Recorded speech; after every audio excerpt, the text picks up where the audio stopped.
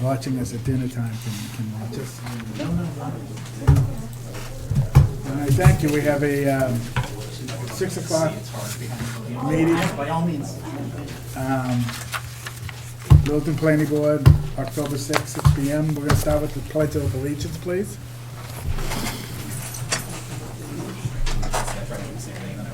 Allegiance to the flag of the United States of America and to the republic for which it stands, one nation, under God, indivisible, with liberty and justice for all. Thank you. Thank you all. All right, so tonight's meeting, 6 o'clock, is about planning board's discussion about a potential bylaw for firearms sales and distribution in the town of Littleton. We're going to discuss it amongst ourselves at first, and I will open it up to the public towards the end. For this particular meeting, if you don't feel comfortable about giving your name and address, just please tell us your first name and if you're a resident of the town of Littleton. We're going to be discussing the future in the town of Littleton about this issue, and the fact that everybody has spoken and wants to see some sort of bylaw to regulate guns in the future, where you can buy guns in the future. So we're going to start amongst the board. We have... Sir, we can't hear you. Oh, I don't think the mic's on. That doesn't work in the room, so speak. it doesn't, so I have to speak louder and all? Yeah. All right, I can do that. So we're going to start discussing it amongst ourselves. We have both the planning board and the select board have been in touch with town council about this issue. We've also spoken with a couple of quote-unquote experts in the state about this. We have a couple of bylaws before us that were written by Newton and Wellesley. We want to discuss those. The advantage of that is that town council, Tom Harrington, is the author of the Wellesley one, correct? So he's intimately aware of what that is, and what changes we talked about we'll pass on to him, and we'll have, with any luck, a rough draft within a couple of weeks of where we think this is going. So, Yeah, right, and Tom did share that he borrowed heavily from Newton's bylaw. Yes, So we'll yeah. get the best of both worlds Correct. with that. and so the select board is involved with this as well. They know everything that's going on. We had a discussion with town council and the select board yesterday about Chair. The chairs of both boards, so that we're all trying to be on the same page with this. Again, we're going to discuss it amongst ourselves for a few minutes, and then open it up to the audience, anyone who wants to speak on this subject. The bylaw is what I'm talking about, and we'll go from there. So I'm going to start it off with, we've all had a chance to look at both bylaws, I would assume. So how we handle this is we have to decide where we want facilities that have the ability to sell firearms, where they go, restrictions as to how far away from schools, churches, other dealers. How do we want to handle that? Because we have to give a rough draft to town council if we want something back for our next planning board meeting. So, 1,000 feet enough? You want it more than 1,000 feet? Let's start with schools. How far away do we want it from schools? I personally would like to see it at least 1,000 feet. I'm more like Newton versus Wellesley, which is 500 feet. Okay, so, And that would pertain to schools, daycares, residences, churches. I think also Wellesley had in here also any establishment catering to or providing services primarily intended for minors, which was not in the Newton. So, okay. Where do we want them to go? Or what kind of zone? Do we want them in business? Do we want them in industrial? We want to limit where, by class of, where you want to zone them into? I think the point is not to zone them into business, because that's the issue Right. right now. We have industrial areas. Wellesley did, well, anyway, I mean, I think that's the intention, and it's my intention, and it's similar to the adult entertainment zone, which I think many people in town don't realize that we actually have. We're required by law to have such as, to define a zone. But I think. So you chuckle, but 15 years ago, there was an issue with the state attorney general, I believe, ruled that the adult entertainment establishment at Matthews was legal and that you could put it anywhere unless you had a specific bylaw that restricted where it could go. So that's why 15 years ago, we wrote a bylaw to restrict and limit to where adult entertainment, and we did that in industrial A. Oh, I haven't looked at it for a long time. Yes, it's industrial A. Industrial A is where we put it, which is places like the old, I see a lot of people with gray hair, so the old Sandbell property. So that's where we put it out there, knowing full well that there wasn't a whole lot of opportunity for development out there for the adult entertainment. So maybe we look at area A, which is less prevalent than industrial B. The other issue that that we're dealing with, that I didn't see dealt with in these two bylaws, was the number of shops. Well, it would be though, because in here it states that it can't be within either 500 or 1,000 feet of another firearm. Okay. So that So automatically there limits wasn't it. any there was no mention of co-location. And I don't know, we could choose to, I don't know how we do that. It might be but what are you shaking your head on? The concern, neither Newton nor Wellesley put a hard number on limiting the number. I think you quickly get into the question of whether that's constitutionally allowed. The other thing we need to discuss is whether they're actually really dealers, whether they're actually selling to the public. We have to make sure that if we're gonna do it, that's what we're gonna allow, whereas there are dealers in Littleton that actually don't sell. They're private, and it muddies the water too much. We want people that are gonna have a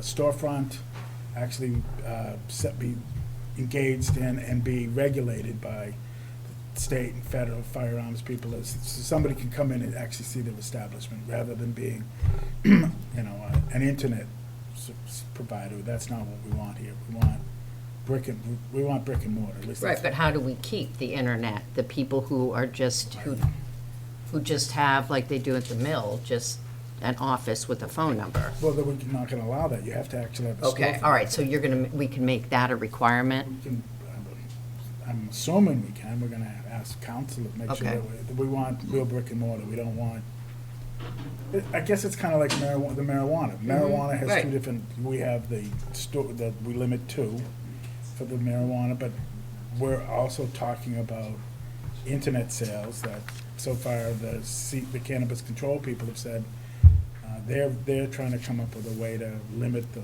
amount, but right now we have to allow it. So maybe we're preemptive about it and say, we don't want internet sales. We don't want people with a file cabinet and a desk, but all of a sudden being a gun dealer in the town of Littleton. You have to have a brick and mortar. You have to have an establishment with set hours so that people can come in and inspect you, see what you have, see what you sell, that way, so. Yeah, I would feel more comfortable with that. Are you okay with that? Talk louder, folks. Oh, sorry, I keep, Thank you, or put the mics closer. they're not working. No, They work. they work a little bit up there. They work a little They're bit. All mostly right, I'll for try TV. closer. They're mostly for cable. Does that help? No, I don't So think so. I would agree with what my colleagues have said. I think the bylaw that Mark referenced around adult use is actually strong. I mean, based off of what was written and based off of what Littleton wanted, there haven't been any. So I took a look at that one in addition to the marijuana bylaw and accumulated my thoughts. I wrote them down and I sent them to town council. And so I'm happy to share those as well with everybody if you want to take one, pass it down. But I think to the point as to how we can go ahead and try to have firearm businesses do what we want. I mean, definitely taking a look at hours of operation, perhaps identifying how many staff there need to be on location at any time, so that that way it ensures that this isn't just a PO box with nobody there. In terms of being perhaps even a no subleasing rule allowed. Also, perhaps being able to have a direct lease with the owner, and that the owner must be present at least one of the planning board meetings to confirm that the stated use of the building is acceptable. So that brings everybody who is currently involved in the situation to bear, and it goes to being able to ensure that everybody is comfortable with the situation. I do believe that we should be doing this as a special permit, and I do believe that we should be trying to provide the criteria of where we want these, rather than a very specific district as we did with marijuana. Because I think if we set up, where we don't want it or where we do want it, it's going to create issues, but rather where we set the criteria, just like with the adult use, it helps us to say, okay, as long as it's not near here, we're comfortable with it. Accountability, I think is what you're really looking for. Yeah. Accountability, I know you can't hear me. That's what we're looking for. So we know who owns the shops, their hours of operation, what they're selling, and at any one time, the firearms, the tobacco firearms people can come in, the state police can come in, or the local Littleton police can come in and see what they're actually selling there. So moving forward, we want accountability. Violet, do you have anything to add before I ask? No, I agree fully. I don't want this to be so strict that it is in fact prohibited to have a business. But I do think it should be regulated along the lines that we've talked about. Yeah, we can't rule it out. Yeah. The First Amendment gives everyone the right to bear arms. We have to be cognizant of that. We have to. Second. What? Second Second Second Amendment, well, my First Amendment, I skipped that. I skipped that grade in class. Second Amendment gives us all the right to bear arms if we so choose. I just have a question about the particular situation we have where it sounds like most of these dealers are dealers by law, but they're not conducting retail operations. It's like having your address at the UPS store or something like that. How do we, these didn't deal with that situation, and it seems like we need to be specific about that situation. But that's what Mark was talking about, the brick and mortar, that they would have to have brick and mortar. Okay. Yeah, Yeah, not and- internet sales. Yeah. not- Right. So we And have it written in the bylaw. and one of the things we'll take from this discussion is a list of questions for town council. So, So Mara and I spoke with town council and the select board and Matthew, chairman of and we talked about giving him our ideas in a rough draft and having him and Maren and whoever else they can get to help us with this, come back with a rough draft of what we're talking about for our next meeting, which is October 6th?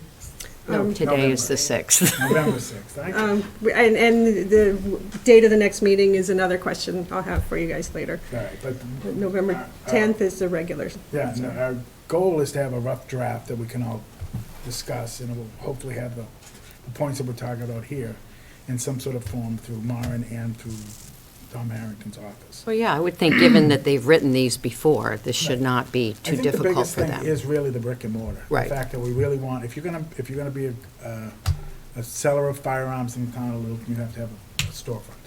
We don't want, Right. we don't want the internet in our town. We don't want dealers that just wanna be hobbyists in our town moving forward. We want, if they're gonna be in the business, they're gonna be regulated, and they're gonna be an actual shop that people can come and look at and make sure everything's is legal. Yep. So that's, I think, the biggest thing coming from this. Next will be where we want to put it. I do agree that we can't restrict how many we're going to do, just how we allow X amount in and how far away. And I think maybe the 1,000 feet from each other might be a little problematic, but something we can have town council look at and see what. Why would it be problematic, given that Newton has it just, We have to make sure that there is some area left in town where a business could be located. Oh. So it's a mapping exercise Right. as well? I think 1,000's a lot. I think if you, For co-location, that's a lot. yeah, I think, you know, I mean, From the, I mean, is there a minimum that, I mean, Again, I have to recommend that the board draft a bylaw that is constitutional. right, I agree with that. So that's why limiting the number of gun dealers is problematic. Right. But we wouldn't do that. It would just be Right. through distance. And the Attorney General's office has not yet, has not yet provided input on Wellesley's bylaw. That's still under review. So hopefully we'll get some feedback from their AG's office review of Wellesley's bylaw. Have they reviewed Newton's? Newton is a city, they will not, Oh, don't I need see. to review Newton's. Okay, So, okay, yeah, yeah. good question. Okay. we have to make sure that it'll pass muster, that it's legal what we do. Yeah, okay. Yeah, that makes sense. Anyway, does the board have any more? Can I open it up to discussion with the public? I bet one or two people might have something to say about it, but do you, anybody else that want to speak? Deanna, are you good for right now? I'm good for right now, thank you. Mr. Chair, can we use the 2-minute rule? Oh, yeah. We did at the definitely. last 2 meeting? minutes. Okay. Speak about what's in front of us, please. Again, raise your hand. Do we want, yeah, we want you to go to the podium, and if you don't feel like giving us your name, just please tell us if you're a resident in the town of Littleton or not. Anyone want to speak? Sir. Okay. Sure. So Anthony Rizzo, Foster Street. I have a question. It seems like we're spending a lot of time making sure that it's not an internet business. I feel a lot more comfortable with an internet business because there's no guns there. There's just an office and a phone. So I'm kind of wondering why we don't want that to be our model. Because I think the problem that we're having is that most of the businesses that whatever the number is that Right. isn't their internet businesses. They're Okay. not brick and mortar there, and everyone's upset that there's that many people there. So if you're gonna Okay. have 80 internet dealers, is that what we want? No. Yeah. Okay. Thanks. Thank you. Anybody else? Name, well. I don't care, whoever's closer. I went that way, but she got me. All right, that's good. So I agree Are you first of I'm a all, resident, You want to give us your first name? Erica. So I agree that the number is problematic. I think the bigger problem is the idea that you can go to one store and get most of the components for an assault rifle, and then go to the next one and get the rest of them, and you have a gun that is illegal in our state by going to the same building. So I really do think putting some number in there about how far apart they should be should be part of this. I know that some residents have talked to the Giffords Law Center and got some feedback that that is something that can be done. I also was wondering about other things that they suggested was putting in requirements for security and liability insurance, and I'm wondering if that can be part of what we're asking for. I like the 1,000 feet away from, sensitive areas, and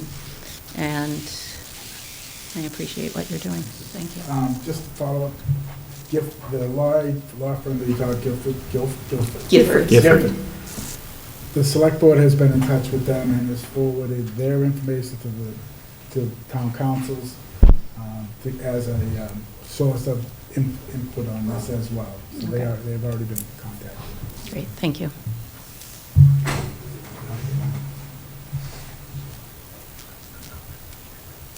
My name's Julie, I live in town. Regarding the 1,000 feet, if someone were to have a very large building such as the mill, where do you begin counting the 1,000 feet? Is it by street address, by location of their shop, vertically, horizontally? So I think that needs to be fine-tuned so that we can't have, say, a multi-level building with them just exactly 1,000 feet apart.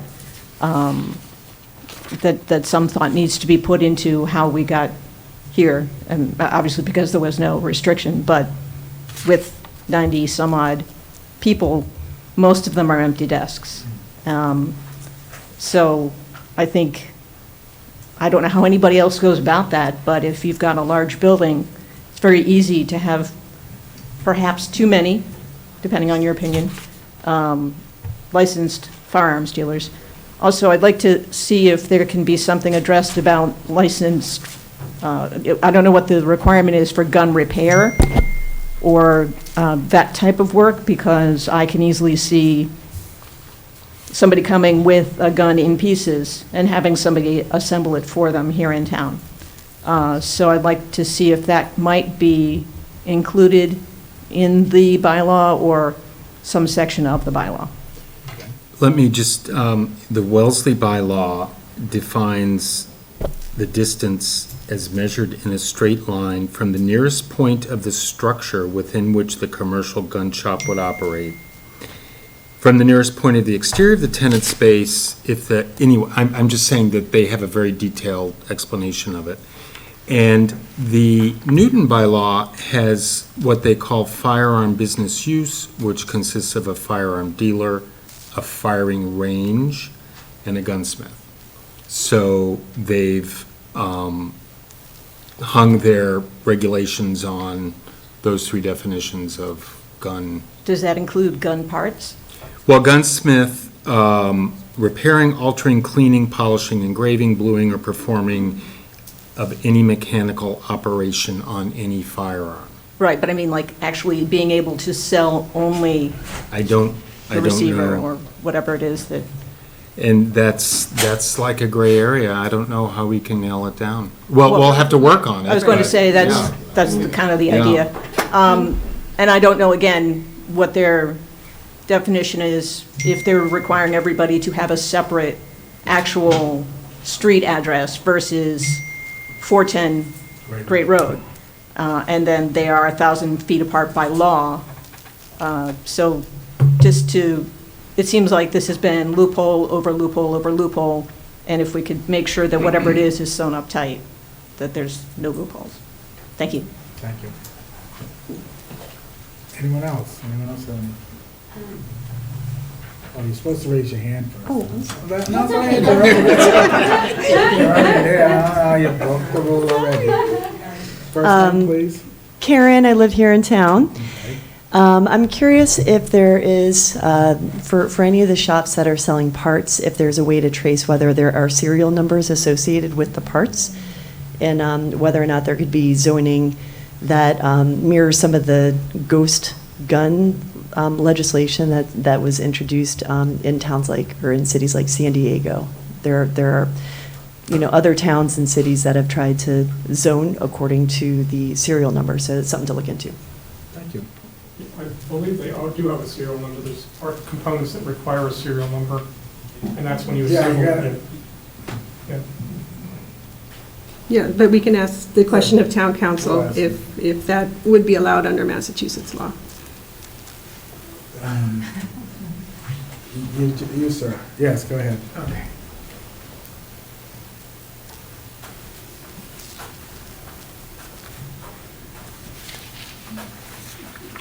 I'm Jim Curran, I live on Taylor Street, right next to the marijuana plant, but I don't inhale. So I just would like to understand, would the bylaw that you're discussing be applied retrospectively to the dealers in the mill, so that the mill would not be, no, it would not? Okay, thank you. Yeah, the words I've been using is zoning is forward-looking only. They're grandfathered, Pre-existing non-conforming. pre-existing non-conforming, they'll be grandfathered. Yes, sir. Right there. Sure.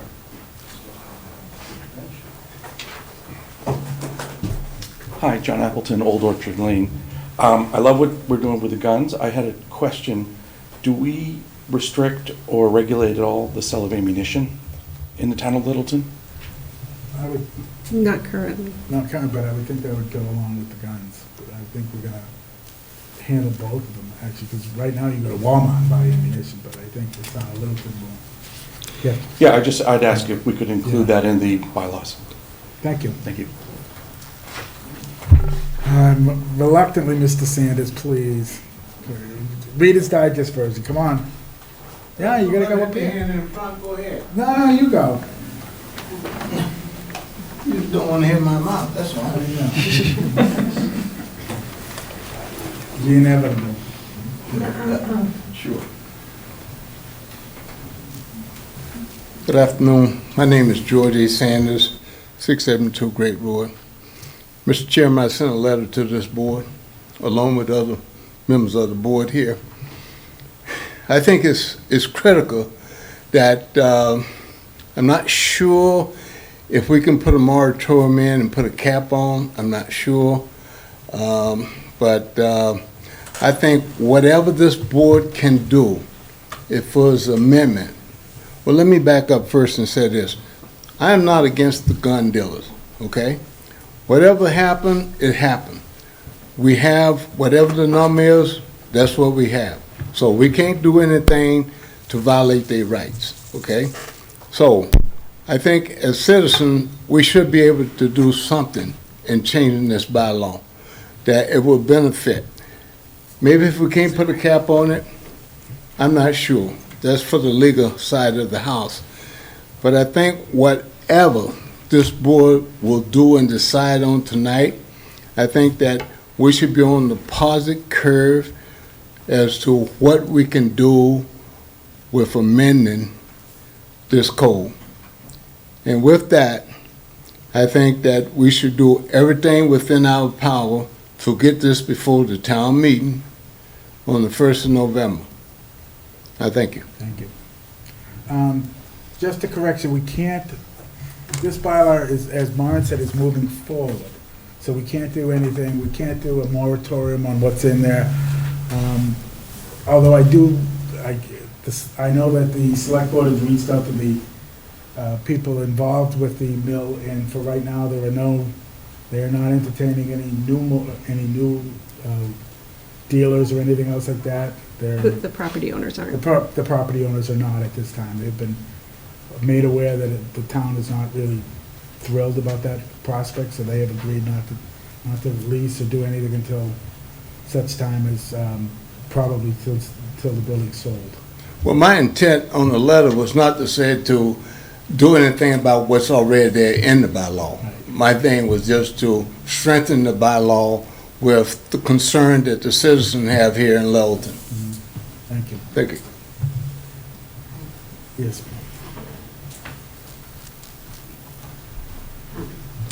My name's Molly Flannery. I live at 3 Lakeview Drive, and I sent a letter to all of you that you may have read, but I'd like to read it because if anybody else wants to sign it,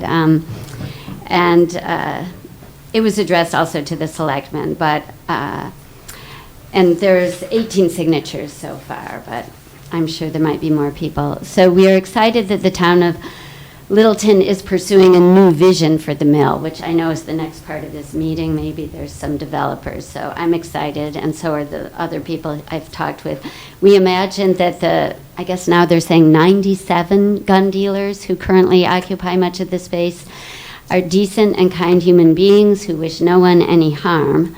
Unfortunately, the AR-15s and other semi-automatics whose parts and more can be purchased there which, by the way, according to Maura Healy's notice on enforcement, is illegal. So that's something that can be looked into further. But anyway, these are the weapons of choice for the mass shooters at schools and malls, as we all know, and town parades. And it's much too easy for these guns to fall into the wrong hands. And I don't think the citizens of Littleton want to be known as hosting the largest conglomeration of gun dealers in the United States. And that's what we're getting famous for now. And it's also not great for property values. We would love to improve the gun laws in this country to make life safer for all of us, but in the meantime, at least we can try to keep the town safer by rezoning, as you are talking about. I just, would imagine, I know you're saying there's no way constitutionally to limit the number of dealerships in a town, but I think we should pursue some counsel on that, because we limit so many things in a town, and a town does have a lot of jurisdiction over the kinds of businesses that it hosts. And I would think, the Second Amendment talks about the right to keep and bear arms. It's nothing about selling arms. And, we limit, the number of marijuana dispensaries, tobacco, liquor. It just seems wild that there isn't a way to limit this. And, I think it should be explored. But certainly spacing them farther apart. But we already have 97, so that's something. Anyway, we're hopeful that long-term the town could possibly buy the mill or find appropriate developers to buy the building and replace these dealerships with housing or businesses or art spaces that better serve and reflect our community. Furthermore, the mill is a historic building from the 1880s that could be a beautiful landmark and a source of pride. At present, with its labyrinthine halls and abundance of guns and gunpowder, it's a deadly explosion waiting to happen. We know as a town we can do better. And I brought copies for all of you guys in case you want. Thank you, Molly. Thank you.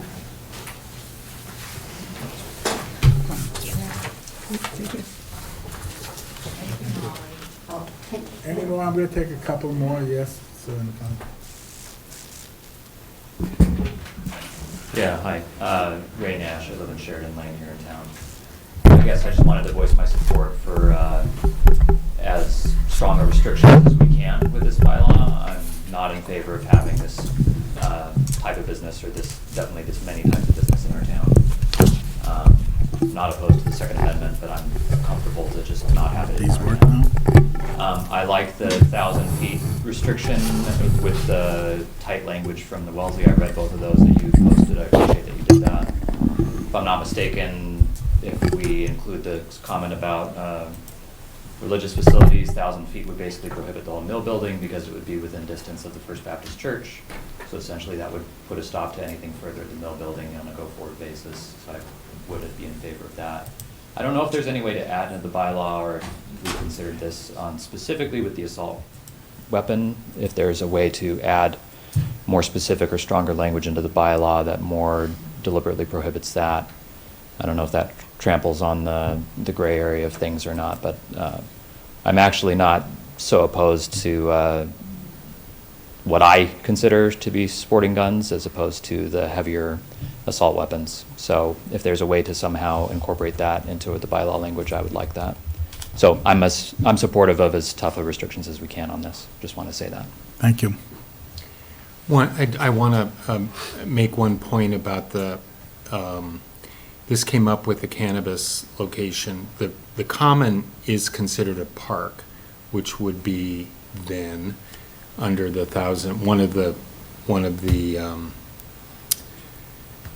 feet from the. Well, 1,000 feet, we could define it as a park. And in addition, the village, I think we would prohibit it in the village common. Well, Yeah, well, that's one thing we'll have to look at. But at the least, it would be prohibited in the common area. Yes, ma'am. I'll take one or two more, and then we'll I'll be quick. Susan Silverberg, I live at 2 Aspen Road in Littleton. I do want to restate what another speaker mentioned about liability. Increasingly, victims of gun violence are pursuing suits. I'd hate to see the town of Littleton be liable for something happening that if we don't require the dealers to have adequate liability insurance. And I have a question. Is every zoning change grandfathered always? Is that some kind of, that's written in the law? There's no way around that? Yep. Rats. Well, that's the, Thank you. talk to the government. I'll take one more if there's anybody else. Mr. Scott.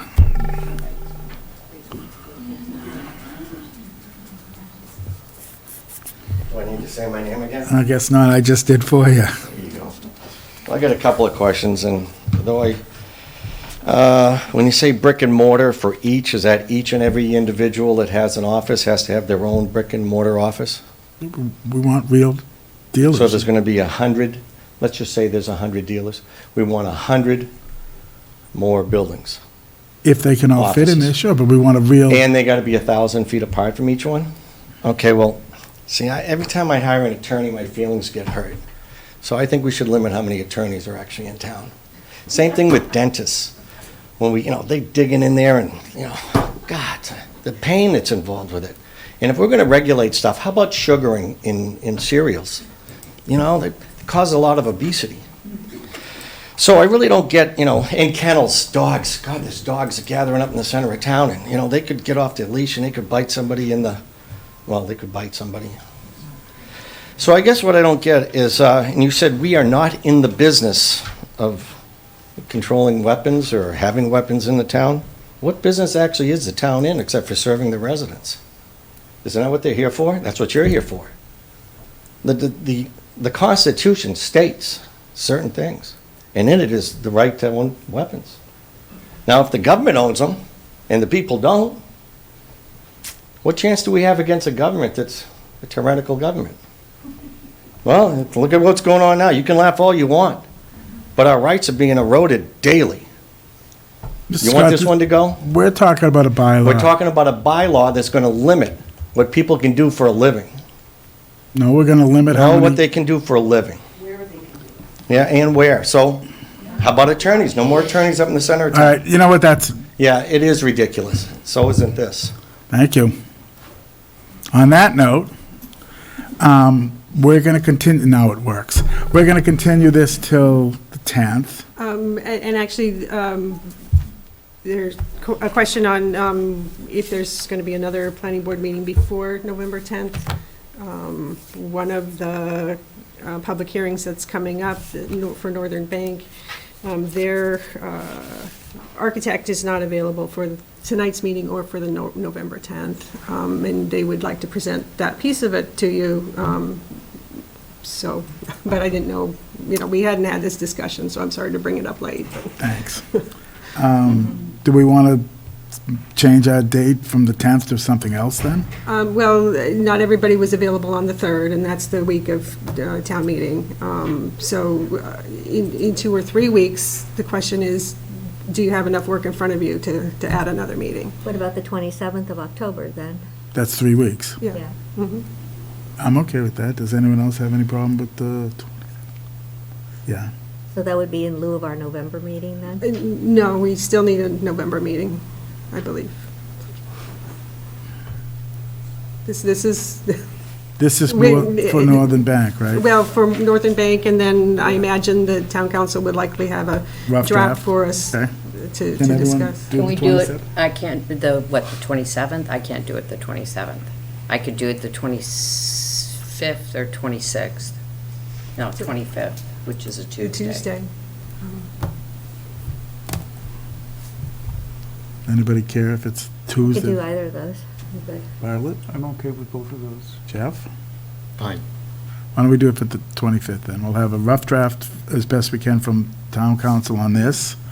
The 25th, what time? We'll do Tuesday, the 20, 25th. Let me check to see if there's any meeting room conflicts posted yet. I'll get there in a minute. Hold on.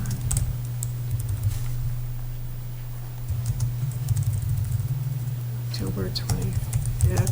Finance Committee is meeting via Zoom, so this room should be available. Okay, We do 6 again? 6:30, I don't care. Whatever works for the board members. 6? I prefer 6. All right, so we'll Continue this continue this discussion. meeting till the 25th of October, 6 PM here for anyone who wants to come. And hopefully by that time, we'll have some more answers to the questions, more of a rough draft about where we're going with this from town council. Yep, Thank you. Thank you. Yes, sir. Just a quick question in the process. Once you approve the bylaw, does it have to be approved in town meeting, or how does it go into effect? No, we just, no, of course, it has to go to town meeting, it has to pass 2/3 vote at town meeting. So the debate is to whether, I don't think we can make fall town meeting, but whether have a special town meeting for this or a spring town meeting. Okay, thank you. But yeah, it definitely has to go to town meeting. Thank you. Thank you all for coming, by the way. Thank you. We have a 6:20, we're running a little late, but, Sure. Can I just say something real quick? sure. So I would like to thank everybody who has submitted letters and who has come forward to provide testimony. Please continue to send those and make sure that Maura knows that you'd like it distributed to all of us, so that way we are sure to all get that information. That's a good point, thank you. I want to add to what Anna said. With the selectmen's meeting last week and this meeting, I've been very impressed by all the comments and input from the people in town. Makes me feel very good about the people in our town. And also, we need planning board people to run, so let's do a little recruitment. Thank you. Where did he go? There he is. So we have 6:30 informal discussion with the Polly Company. They are one of the suitors for the mill, I presume? Okay to begin? Sure. Sure. Good evening. My name is Rick Freiberg from TEC, here tonight for a conceptual discussion with the planning board about a potential redevelopment project at 410 Great Road. The board looks very familiar, as we've all been through this process for about 15 months or so, just across the street from this property at 550 King Street. We've been through a long process together where I feel like we've arrived at sort of a nice community vision for that parcel. Subsequent to our special permit approval for a master plan for that, we received word that this property, which is directly across the street, essentially an abutting property to us across Great Road, might be available for sale. And so we're obviously an interested developer in that. Whenever there's a parcel that's directly across the street from you, as a developer, you're interested. We're particularly interested in this parcel. I think there's really two reasons why. It's directly across from the main entrance on 119 of the 550 King Street development. And also the property is a little bit unique in that it's sort of an L shape, and it also has an opportunity to connect to King Street, sort of around the corner next to the gas station, which lends itself to some interesting sort of opportunities. So we spent some time over the last few weeks familiarizing ourselves with the site, reviewing documents that we're able to get from the seller, and really kicking around the different alternatives that are available to the property. In looking at it, we believe that there's, from any redeveloper or any developer who comes to look at this property, there's always three things you would look at, right? There's the option of basically do very little to the property, you buy it, you do very little, spend as little as you can, tenant the building, but basically keep it the way that it is. That's sort of option A. Your goal there is obviously minimize costs and hope that the land appreciates over time as an investment strategy. So that's option one. That's not what we're talking about tonight. Option two is to do a sort of significant reinvestment into the existing building. And so when you go through that exercise, what you do is you try to estimate how much it would cost to redevelop the existing building into a use that would function and also generate enough revenue to then cover the costs of your land purchase and the renovation costs of the building. With this building, as we study it though, the way that it's been constructed over the years, it's sort of a bunch of add-ons and appendages. There's unusual building dimensions. Also, some of the floors don't necessarily jive. We know a lot about redeveloping old buildings from our work at, in the Pulley Company's work at Riverwalk, where there's over 3 million square feet of mills that have been renovated there, so we know how to do that very well. But we don't really view this building as an opportunity to do that. The reason being, as you get into building renovations, once you get over a certain percentage of the building square footage, it sort of triggers all these code upgrades, and so you sort of end up in this cost spiral. And then at the end of the cost spiral, what are you left with? You spent a lot of money on an old building, you still have an old building, and you still have many of the dimensional constraints that were there to start with. So what we're proposing tonight is option C, which is to have a conceptual discussion with the board about raising the building that's there and starting over with new construction. We believe that the work that's being proposed across the street at 550 King Street is going to be a really nice investment into the Littleton Common, and is consistent with the master plan.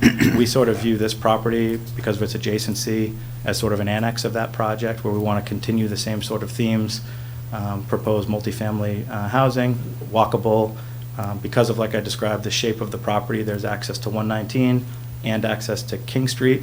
It sort of lends itself nicely to getting pedestrian access into Littleton Common, which sort of serves to sort of further invest in Littleton Common, get more patrons out, patronizing the shops and restaurants that are there already, and hopefully continue to sort of build on this wave of momentum that I think Littleton has right now in its downtown. There's a lot of energy, a lot of excitement, a lot of attention on Littleton Common right now, and we view this as really sort of a nice opportunity to continue that wave of momentum. So I wanted to kind of stay high level tonight. I think some of the details of how we might be able to move forward, we can talk through with Mara in terms of bylaw type issues. And we're, we've had a year or so working through that stuff on King Street, so good working relationship with town staff. But I think we sort of wanted to get the board's early opinion on our overall approach. And then also let you know that we do have a meeting scheduled with Historic next week as well. So you're our first discussion, not our last. This is the opening conversation part of the project. We want to come to you early, like we did at 550 King Street, work together, find something that works for the town, and sort of see this all the way through that process. Thank you. Do you don't have any plans or anything, just the fact that you're option C, you have to knock the building down, or I know Jeff is going to jump in 2 seconds and say he wants to keep part of it. Is that still for discussion about keeping some of the look of it, even if you have to reproduce it? I think if it's trying to replicate, I think there's possibility for that. I think in terms of scale and massing, I think that's something that we can achieve with a new building. But in terms of leaving any part of the remnant structure, the building needs a lot of reinvestment, like a lot of reinvestment. And we do this a lot. We like I said, you'd be hard pressed probably to find somebody who's developed more mill space in Massachusetts than the Leboli Companies has. So it's not that we're unfamiliar with it and don't know how to do it. It's that we know it when we see it, and this isn't it.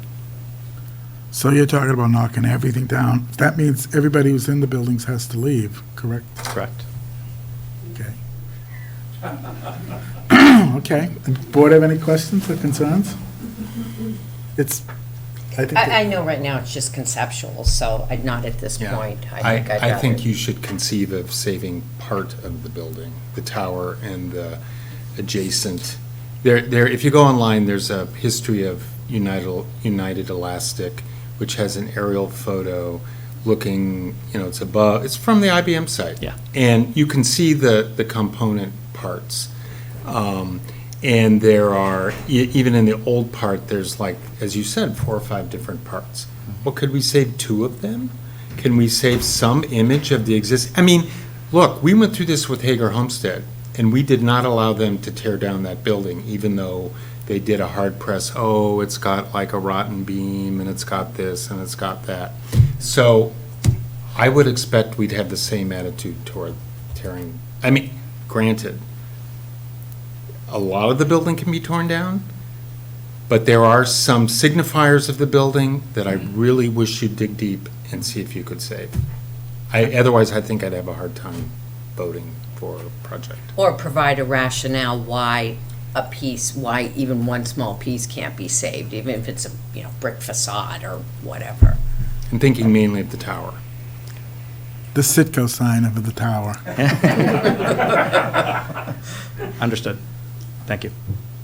So I would say that I concur with Mr. Yates. I think one of the factors that goes into the common area is that we have a few, what we term historical pieces left, and so I'll be interested to hear what the Historical Society has to say.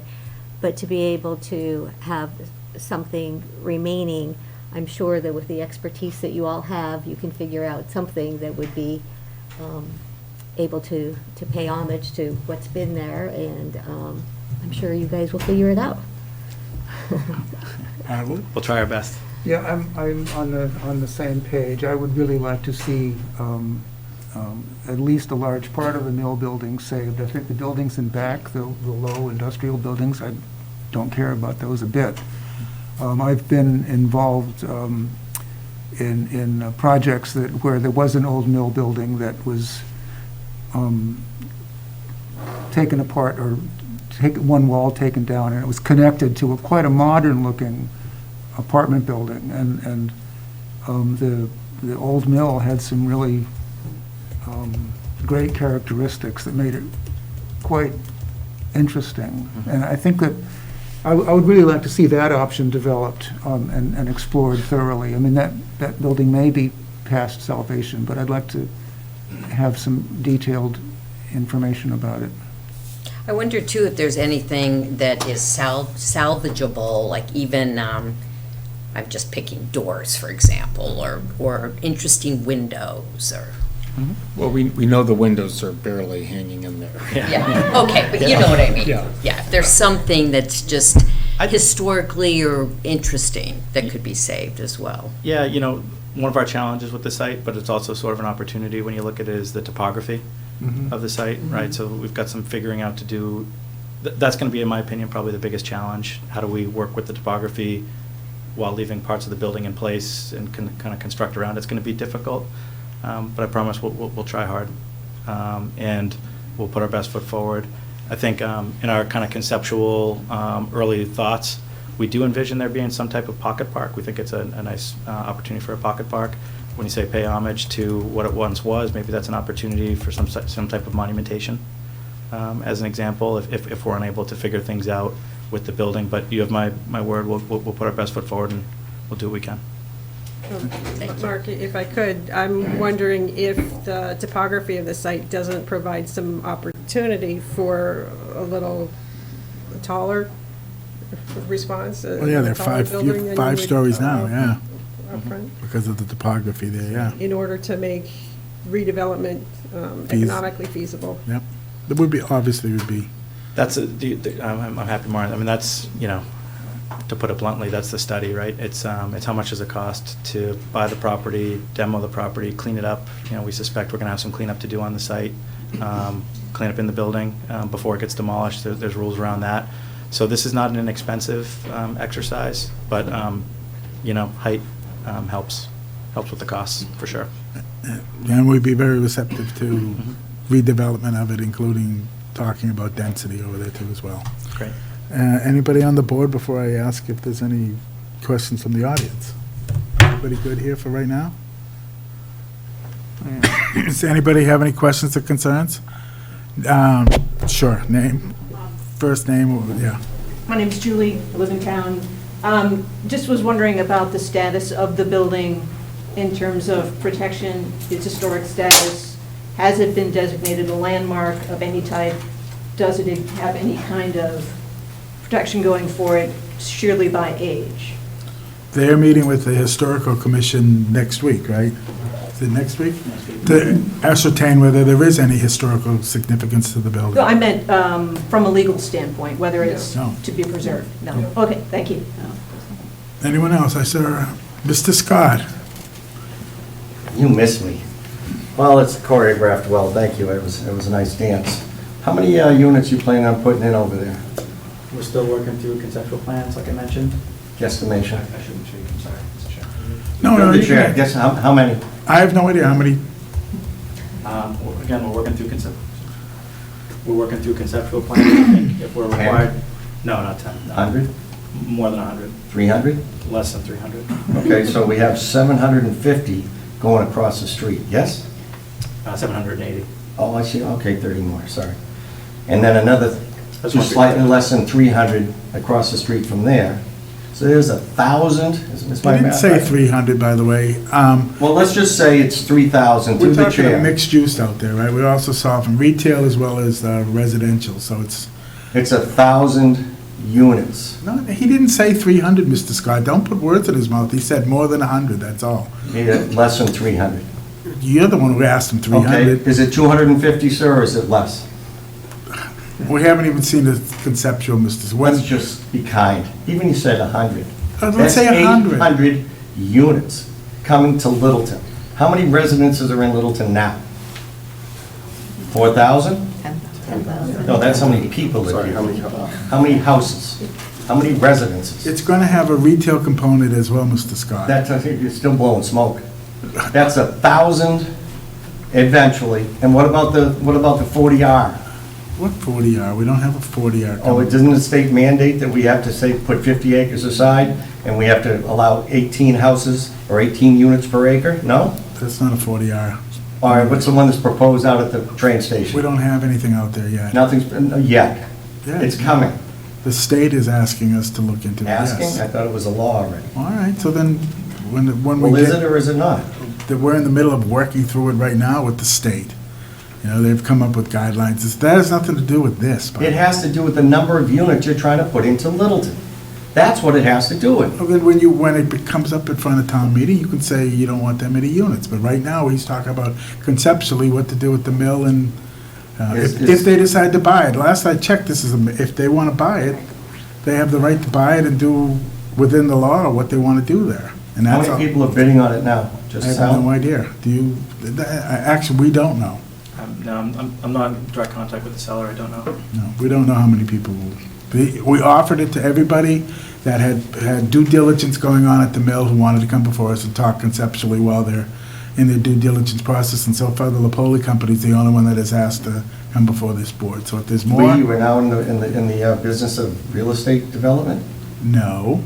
Then who is "we" that's offered it to Sal or anybody else? The Who's town "we"? of Littleton offered the potential developers who want to buy the mill, if they wanted to come before the planning board and discuss options before they buy the mill. Sounds a little bit of horse before the cart, or cart before the horse. Anyone else? Mr. Sanders? I can't believe it. Mr. Chairman. Yes. George Sanders, 672 Great Road. Just a few questions. One, who owned the property? Does the town own it? Or we got a private owner that owns that property? It's owned by Concord Property Management, last I heard. I think that's the entity that owns it. Okay, so they have the freedom to sell it if they want to.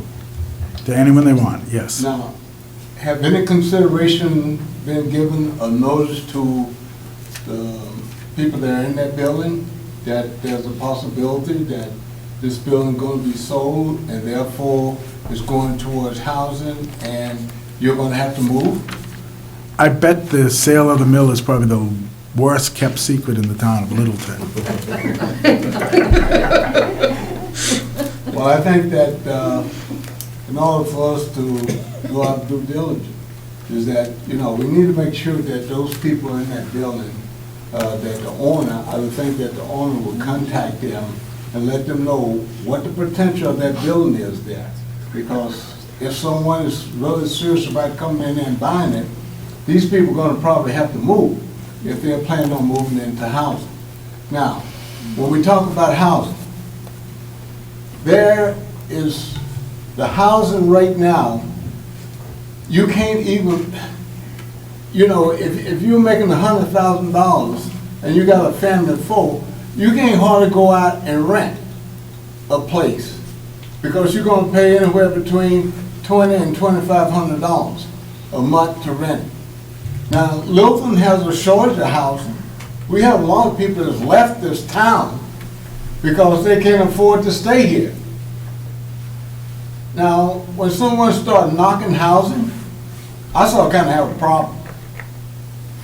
Because the one needed thing that we have in this nation that everybody wanted to be able to own and have is that little house with that little white fence around it, is to own a property and say, this is mine, I own this. Littleton is no different here. We need housing in this area. Whether the gentleman puts in 780 over there, or whether he goes over here and put 250. What's wrong with housing? There's nothing wrong with it.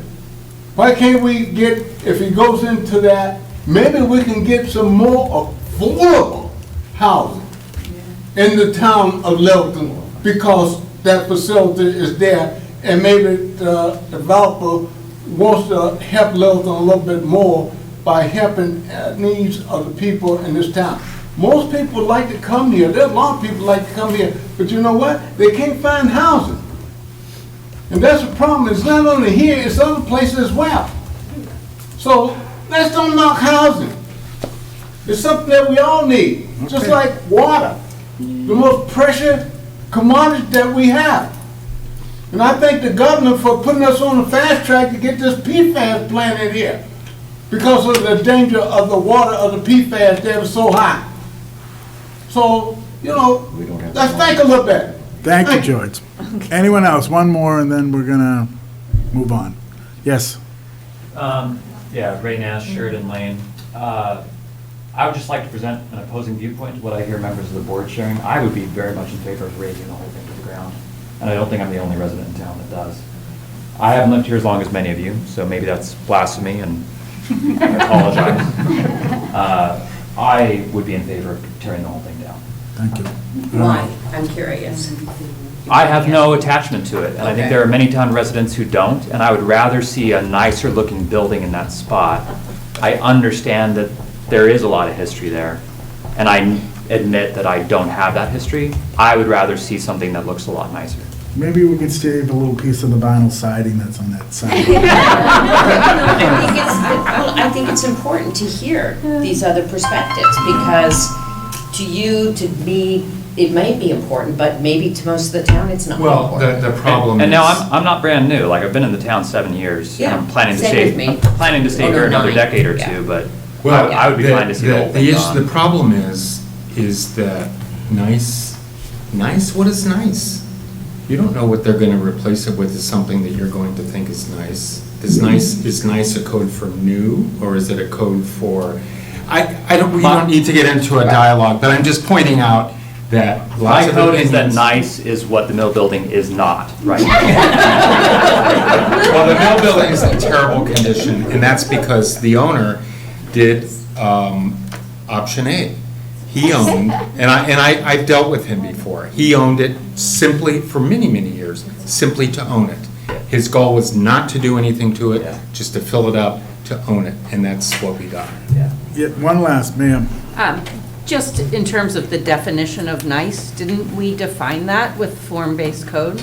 Yes. Yes, good point. With Okay, good. All right. Form-based code.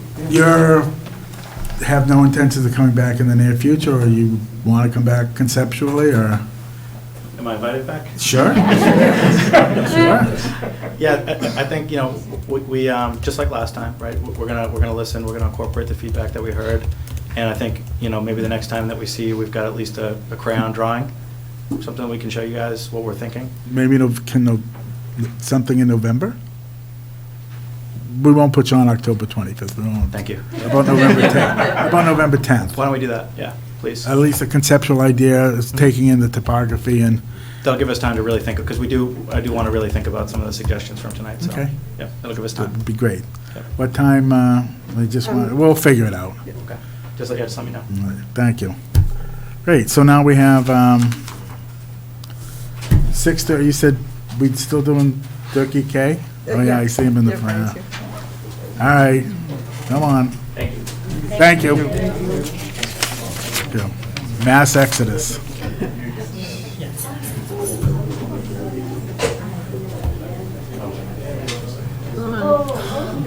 All right. Yeah, isn't that scary? All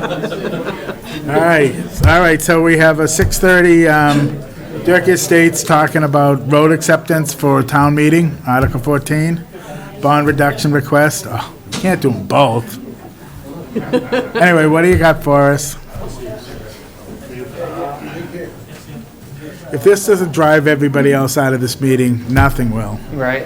For the record, Brian Goodrow with Hancock Associates, along with Dave Guthrie, for Turkey Farm Estates and K Estates. So there's 2 items that we're seeking this evening. One is a recommendation for, to the Select Board to accept the last 600 feet of Douglas Street.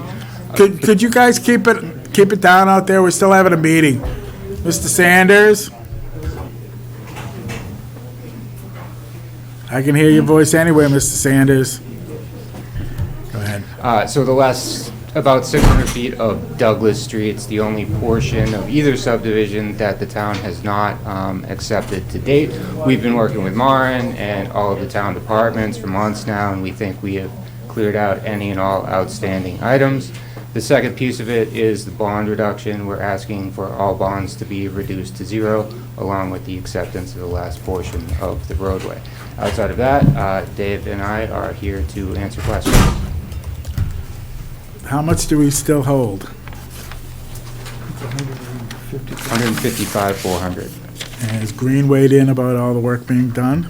Yes, Green has looked at the, let me get rid of that.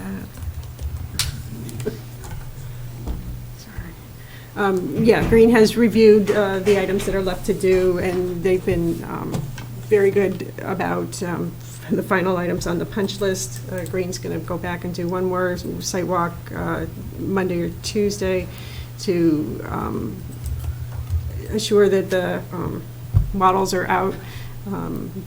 Brian assured me that they were done. And then there's one easement that town council is still working on that Conservation Commission will end up taking, so that part doesn't need to go to town meeting. Yeah. Is Green on board with giving all the money back? Are we keeping Yes. a little until, you want to give it all back? Let's do it once. Let's not go stepwise. So yes, they're ready. Sorry. All of it? Really? All of it. Even the 400? Does the board have any questions or concerns? I mean, this has been 6, 7, 8 years in the making. We're at the home stretch here.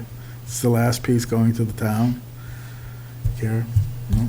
Mailboxes are all in, right? We don't have any issue there? That's done? We added a few for Grimes Lane, I believe, but we left that in the hands of the postmaster. All right. But everything else you had, saw the area we went. Do you have any questions or concerns? No, I think I just wanted to hear where we were in terms of the peer review and or excuse me, not the peer review, but the town engineer and others who had any outstanding comments. Yeah, the light and water departments have weighed in. They're good. DPW has weighed in. They're good. Where are we with disposition of the house and the septic? Is that? I'll go back tomorrow, but I believe the septic's in. I don't know that it's signed off on, but I believe it's in. So that gets in and gets signed off, we're ready to go. We're fully permitted. It took a little while to get through conservation, I think, because of the proximity to the wetlands. But You still own it though, right? we do. When is the Affordable Housing Trust going to get it? Again, we're ready. If that septic gets signed off, that was the remaining portion of our commitment to that. And Okay. then from there, we look for some guidance from the town as to who it's going to and And how's, okay. who we give the deed to. But really. you're Yeah, we're done. prepared. Yeah, we're Okay. done. That'd be my only concern. Do you have any, Barbara? I just would be curious, how big is the septic system? How many bedrooms is it engineered for? I feel like it's a 3. I'll look, guys, but I feel like it was a replication of what was there. Okay. And it was tight, I know that, so we did, like I said, conservation I thought it weighed was in because of its 4. proximity. It might be a 4. I think it was I can 4. look, I'll get back tomorrow on that. All right. I don't know. But Whatever that's- was there is what we replaced. That's It's a intended- replacement. That's intended for the house. Correct. There's no thought about using the barn for anything? I did spend some time with Cindy Napoli on that, and again, I don't think the town necessarily had a clear direction for the use of the barn, and it certainly wasn't going where the current septic replacement went due to the proximity of the wetland. You do have some land, it's 5 acres you have there Right. with that farm, and I do believe you have some space to the right of the barn that you could probably do something on the leach or behind the barn. Okay, Again, you have to deal with conservation, I think, on some of that stuff. Okay. thank you. Anyone else? Jeff, do you have any questions or concerns? No? Then I'll entertain a motion to approve, to send to town meeting approval. Yeah, you've got, I think, three votes. First, I heard you talk about the bond, so I would recommend that you vote to release the remaining bond. I was for going to do that Turkey and last. We'll do it first, all right. Get a motion to release how much is, what's the exact amount? 155,400. Motion to release the remaining bond of $155,400 back to the developer. I so move. Second? All those in favor signify by saying aye. Aye. Okay. What's the next one you want? The second one is actually, there are only two, is to recommend, Planning Board's recommendation to the Select Board public hearing on street acceptance for Douglas is to support the recommendation. Since all the outstanding issues are taken care of, as per Green, our consultant, I would entertain a motion to ask that the Article 14 be approved by the Planning Board and sent to the Select Board for town meeting approval for the acceptance of the last of the roadway structure out there at Turkey Farms. Can I just have one comment? Sure. Can you ask if anyone's here that wants to speak to this? Guess not. Then I so move. Okay. Second. All those in favor signify by saying aye. Aye. That was a good point, by the way. I should have thought about that, yeah. Thank you very much. Thank you. So then the next step is the Select Board public hearing on Tuesday evening at 7:30. So we'll send a letter to them that we've asked that it be sent for approval at town meeting. Okay. And then the Planning Board And recommends. that it be sent for approval. And we'll probably speak about it at town meeting anyway. Okay. Thank you. Gentlemen, thank you. 6:45. This is ours. Okay, so this is a zoning bylaw public hearing, so do you mind if I read the notice? What? Okay. Town of Littleton Planning Board will hold a public hearing on Thursday, October 6, 2022 at 6:45 PM in room 103 of the Shattuck Street Town Offices at 37 Shattuck Street to consider a zoning bylaw amendment sponsored by the Planning Board according to Mass General Law, Chapter 48, Section 5. This proposed amendment to the inclusionary housing bylaw, Section 173-205A, would extend affordability requirements to new lots created by the approval not required A&R process by inserting a new subsection 3 as follows. Any division of land under General Law, Chapter 41, Section 81P, provided such division of land results in 6 or more buildable lots for residential use. Any person interested or wishing to be heard on the proposed zoning amendment should appear at the public hearing or provide written comment by October 4th, 2022, if possible. Please feel free to call the Planning Board office at 978-540-2425 or email m2hill@littletonma.org with any questions or comments, signed Bartlett Harvey, Clerk. Okay. And that's why we love zoning. You can't understand it from the hearing notice. Okay, so does the board want to talk about this? Have any strong feelings for or against it? My question would come to someone who serially subdivides the land. What, does this have any look back or? Yes, the current inclusionary housing zoning bylaw does include timeframes to avoid desegmentation of a development. Okay. Delise, do you have any, no, don't want to weigh in? This is closing a loophole in the existing law. Basically, Yeah. So, yeah. Administrative. Well, see, It's substantive. I'm the other way. This is the first time we've ever had an A&R with over 6 lots. In the 20-something, 30-something years, we've never had an A&R project that came with that many. Right. But approval's not required, mean it's by right. It's on a accepted road, it's an A&R, they come in, as you guys all have seen, it's minimal paperwork. I don't understand how we're trying to impose a subdivision law into something that really is not a subdivision, so that's the question or concern I have about it. It's a reaction to one subdivision that came before us that had 6. They could have segmented and done 3 and 3 or whatever, but I actually think we've had a couple. I don't think Yeah. we've had, Yeah, you Yeah. had Grimes Lane. Yep. And you had Hartwell Avenue. Grimes Lane was 40 years old. They've already, they And there were, was, right, there was they that were approved discussion. 40 years ago, so. That and the one that we're talking about right now, so it's. So, but, I was just gonna say, sorry, if it happens so seldom, great. So that means it won't incur a lot of, a lot more distress, but from the standpoint that when it does happen, then we have a bylaw to support the fact that anything over 6, because as Maren said, this is something that was intended, and so we should be moving forward with it. And the planning board can offer a split recommendation to town meeting floor. When we write the report to town meeting, if the board so chooses to move forward with this, move this forward to town meeting, you can have a split recommendation in your report. We've been told, and we've never pushed this issue, that you don't even need planning board approval to do an A&R. We've always made everyone come in and do an A&R, but we've been told numerous of times, from a zoning standpoint, it's an approval not required, and they don't even need our signature, so why all of a sudden are we gonna do six or more lots? And I understand it's for the inclusionary, and I understand the 1 or 2 times that it's popped up in 20 years, but it's still, it's, you know. So your split refers to the planning board voting to advance it to town meeting, but the planning board not supporting it?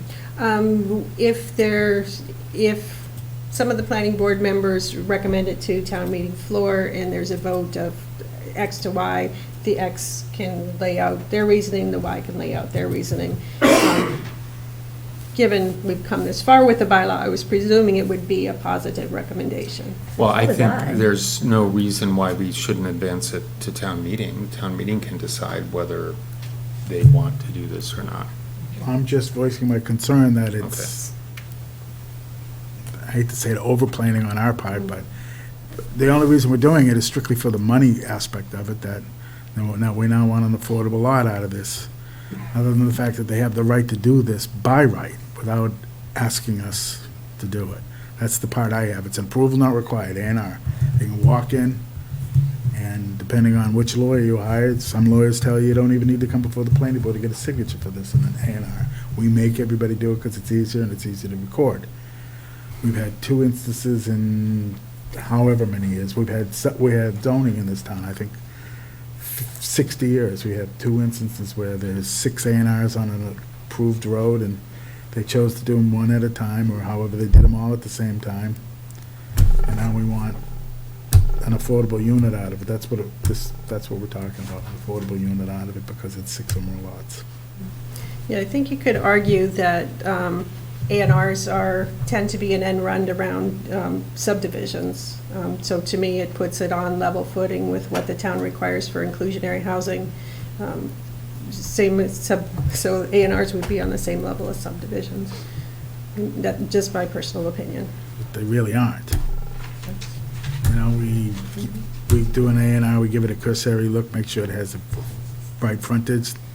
Basically, that's it, and whether you can access the lot. I'm all for sending it to town meeting and letting residents at town meeting So let's decide. just do it. Okay, all right. I said my piece, I'm done. Anybody else? Anyone in the audience have any questions or concerns? Do you even know what we're talking about? No clue, all right. I will stick to town meeting, you'll find out there. All right. I So- move we, Oh, we have to close it for you. Okay. I'm gonna make a motion that we close the hearing. I so move. Second. All in favor? Aye. Make a move that we approve this and send it to town meeting floor for a vote. I second. All in favor? Aye. And town meeting report will reflect that the full board recommends that the town meeting That it go to approve. town meeting. That it for go to approval. town meeting. For Okay, what is the planning board's recommendation to town meeting? How about It's that- moving forward to town meeting. Mm-hmm. Usually, the planning board I think, has to make a recommendation either for or against voting. I think you have enough votes here to say that you're in favor of it. So if you want to send that the planning board voted in favor of this article and send it to town meeting floor. Okay, so planning board, so in the handout that always comes for town meeting, it would say the planning board supports this article. Okay, thank you. Last I counted is, there's this many to this many. There you go. Okay. All right. We're good. So we have 7 o'clock. A little late, but not bad. We have a public hearing for 265, 277, 287. 571. 571 Great Road. 571. All right, I had the number. The Littleton Planning Board will hold a public hearing on Thursday, October 6, 2022 at 7 p.m. in room 103 of the 37 Shattuck Street Town Offices to consider an application for a special permit pursuant to MGL Chapter 40A in the Code of the Town of Littleton zoning. The application is for accessory use at active farm and site plan under sections 173:16 through 173:19 of the Code of the Town of Littleton zoning. Properties 571 Great Road, Assessors Map R19, Parcel 7, owner Springdale Farm Trust, applicant John Durkin and Jamie Cruz. The applicant is seeking approval of activities and improvements at Springdale Farm to support and sustain the existing active farm. Tells you where you can view the application materials, and please provide comment or give the planning board office a call if you have any questions. Thank you. Good evening. My name is Doug Hausler. I'm an attorney from Chelmsford. I'm representing the applicant, and we requested this board to grant a special permit for accessory uses at the farm. We've sent out the required notices by certified mail, which I'm going to hand to Maren, all the green cards. Yeah, thank you for your email earlier today. And thank you as well. And we've made the publications, and I think we've otherwise complied with the requirements. I hope this is straightforward, and we're more interested in hearing any concerns by any abutters or neighbors to see if they can be addressed appropriately. But your bylaw is very clear that it's trying to save farms. That's the purpose of it, to make it economically feasible to maintain an active farm. This farm being around for more than 80 or 100 years, I believe. Under your criteria, it's under section 17357. There are, 6 specific criteria that are supposed to be met. Thank you for putting the plan up. Most of the activities that are being continued, they're not brand new. They're just being relocated. And there's a second slide, I believe, that you will see. There are 7 large tracts of land that are attempting to be reclaimed. And the only way that that's going to allow the farm to continue and to be reclaimed and to expand as a farm is by allowing to have some accessory uses that are somewhat already existing. These will be somewhat expanded, but all of those proceeds are being used to offset the costs of land reclamation.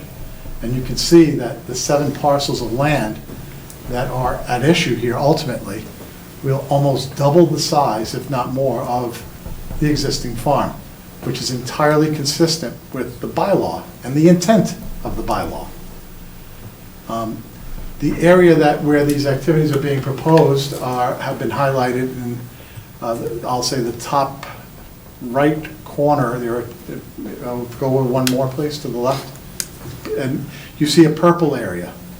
That purple area is a berm that we're proposing would be created, and that's most important probably to the neighbors. That berm will be created to offset any potential dust, noise,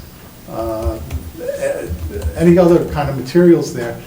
It's almost going to be somewhat hidden from anybody who's in the area of that particular farm activity. Now, the other thing about that is you'll notice it's only the area that's going to be used is only about 4 to 4.5 acres of land. So that area where allowing accessory uses to take place is going to probably save a farm of 50 acres or more. So I hope that you agree with me that the intent of the bylaw is exactly what is being asked of you tonight, that the applicant is seeking to comply in every way it can with your bylaw, and is doing it locally, not through a state permit, but by working with the town. One of the benefits, if you allow the accessory uses, is that leaf litter and sticks, branches, et cetera, that the town currently collects from the neighborhoods and then trucks out at cost to the town. That kind of material is exactly what we want brought to this farm operation. And that will be mulched and composted, and it will create a finished product that then can be sold to offset the costs of the reclamation. The rocks that will be gravelled there are the rocks that are existing on the farm.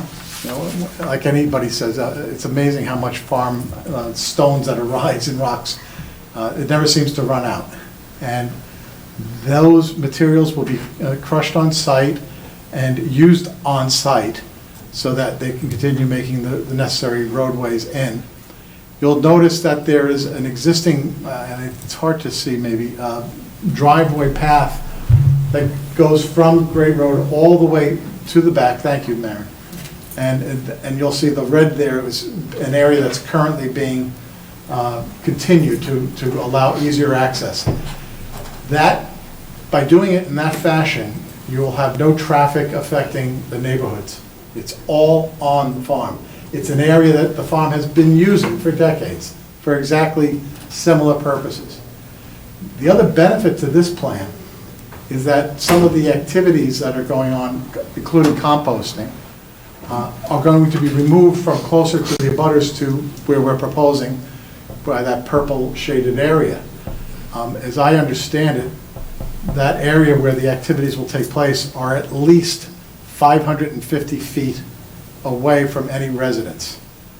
That's literally almost the length of 2 football fields. So it's very hard to imagine that anybody could be negatively affected when you add to it that there's going to be a substantial earthen berm around it. I think that all the criteria that you have under Section 57 are going to be satisfied. There's no negative impact to the town. There are no resources that are being implicated or harmed. In fact, resources are being saved and reclaimed, and there's a benefit to the town by allowing the leaf litter to be handled internally and not at a cost to taxpayers. And that's a substantial amount of money. The existing site features are just being enhanced, and in fact, we're taking advantage of the site's size by relocating the existing activities further away. So we would think that's a very good benefit for any neighbors. The visual compatibility with the vicinity, again, the earthen berm plus the relocation is directly addressing that element or that criteria in your bylaw.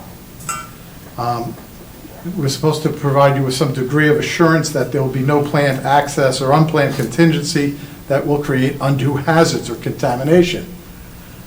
All of these activities are pretty much ongoing and are now going to be further segregated from the residential area. No one's complained about noise and dust for the ongoing activities, and with the earthen berm there, I don't see how they would have any further reasons to complain. I'm sure people will have questions. That's the whole purpose of the hearing. So we'll listen to their comments, and we'll take them in, and we'll ask you to put conditions on as you think may be necessary. The one last piece is on the issue about the rock grinding that will take place, the gravel portion of this accessory use. This is not a year-long activity. We're not asking for a year-long permit to do that.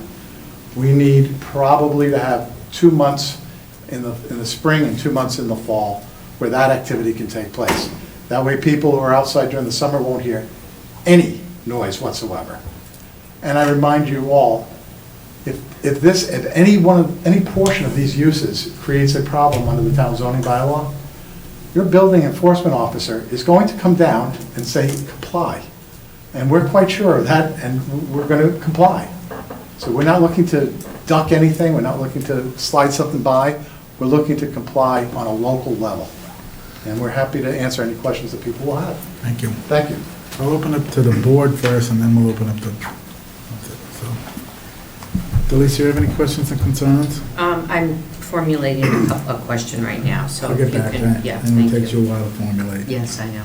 Jeff? This proposal has been refined since you came before us before. I think that's great. I also understand that you have had some outreach with abutters, which maybe you could describe.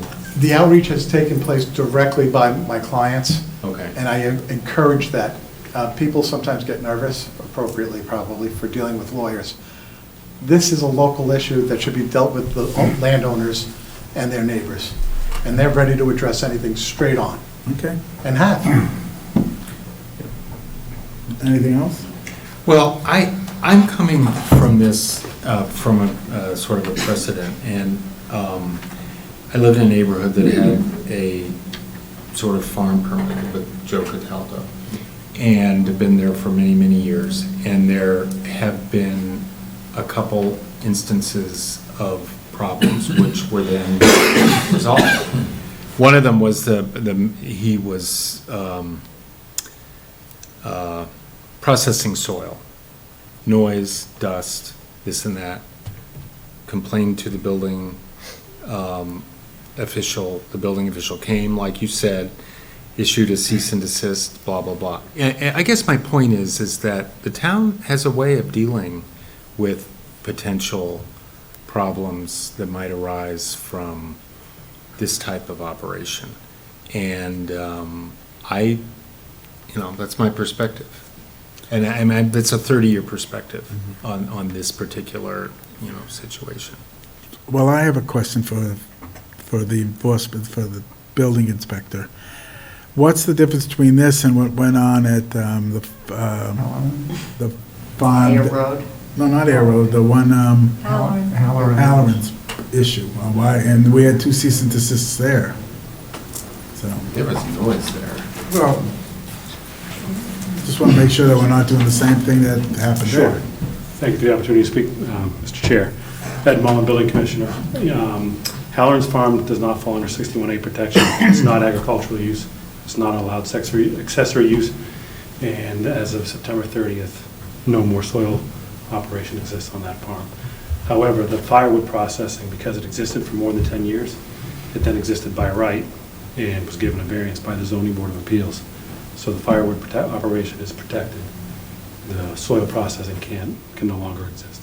Was there an issue with it, or is it just the fact that he's not, it wasn't allowed? Oh, no, we got several complaints with the noise. We went out and issued a cease and desist. They came in, they complied with the noise variance. The operators of the operation did comply, but also understand it was a zoning violation, and we gave them an opportunity to remove their product. Okay. So we didn't want to cause any financial hardship on them. Wasn't composting done there like years before as well? That was a Board of Health violation, that they were actually shut down by a Board of Health violation. It is some of the composting that they were doing was also bringing in sludge and other materials, not the process they're talking about, which is leaf litter, sticks, logs. They were bringing in sludge. And I just want to make sure that what went on over there is not what we're talking about over here. Completely different operations. Okay. Thank you. Thank you, sir. Board have any other questions or concerns? Go ahead. Well, I noticed in the letter that we got that crushing rock was not mentioned in the letter. And I'm interested, I mean, that was part of the original presentation, and you were talking about it tonight, so just one clarification that that's really going to happen. It is, but it's not the entire primary reason. No, it's not. It's just one of the accessory uses. It's one activity, but that was the activity that was causing the most concern about potential noise.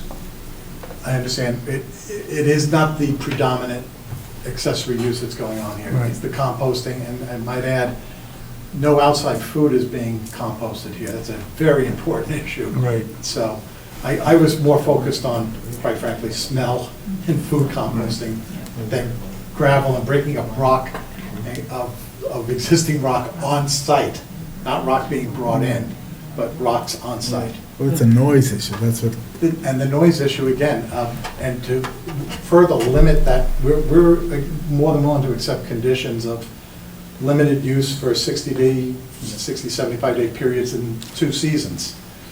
That should dramatically reduce concerns for people. Mark, that was actually one of my questions is what days and times were you thinking of doing the stone grinding? We would, I can answer that. oh, that would be better. Yeah, maybe Monday through Friday, during normal business hours for a construction site, comply with local bylaw, 7 to 3 p.m., somewhere in that window. Wouldn't be in the evening, it wouldn't be, before 7 a.m. Typically, the thing is with this farm, it has a huge amount of rock in the soil, and that's why it was never farmed. The front land is better quality, and now that we have all the technology and equipment we have now, we have the ability to process it. And that's the only way cost effectively to remove it from the soil is to screen it out and then crush it. And we need to establish haul roads for the tractors and everything that come to and from the fields and, be able to get produce to and from. So we would like to reutilize and repurpose the rock. And our intention is make a large pile during the year as we harvest it out of the field, and then be able to once or twice a year for a period of about a month, be able to process that. And we got feedback at the informal hearing about, it would be ideal if you didn't do that in the summer when everybody's out in their yard and enjoying their pool. And we said that's perfectly fine as long as we, if we did early spring or late fall. And we'd be certainly amenable to some kind of a 2-month restriction beginning and end of the year to keep that mitigation down for the neighbors. The intention is just reuse. It's not to be sold, it's not to be processed and exported, it's just to build roads and. so no import, no export, it's just on-site. Exactly. Reclaiming what's on-site. Yeah, it's just our most cost-effective way to deal with it. Do you have any idea how many years this will take to remove all the stones, or? All the stones won't be removed, I can assure you. If I had to guess, it would take us 7 to 10 years. Okay. Yeah. We got about 40 acres there that is heavily laden, yeah. So thank you for coming back. I wanted to ask, what is the amount of acres in that purple area? 4.5 to 5. 4.5 to 5? Okay. So I think in reading the bylaw, one of the things that it says is that any accessory use area should be no more than 5%, I think, of the land area. So I think that if we proceed with this, that we should just acknowledge that this is in excess of that and that we would want to still approve it. I would ask that you not take that in a strongest, strictest term, because if you limit it in terms of that area, we're trying to make this as feasible as possible with this, really the smallest amount of land that we think we need to use for these activities. And by creating that berm, I think we address the concerns that percentage is intended to address. The alternative, of course, is always you ask the state to override that determination.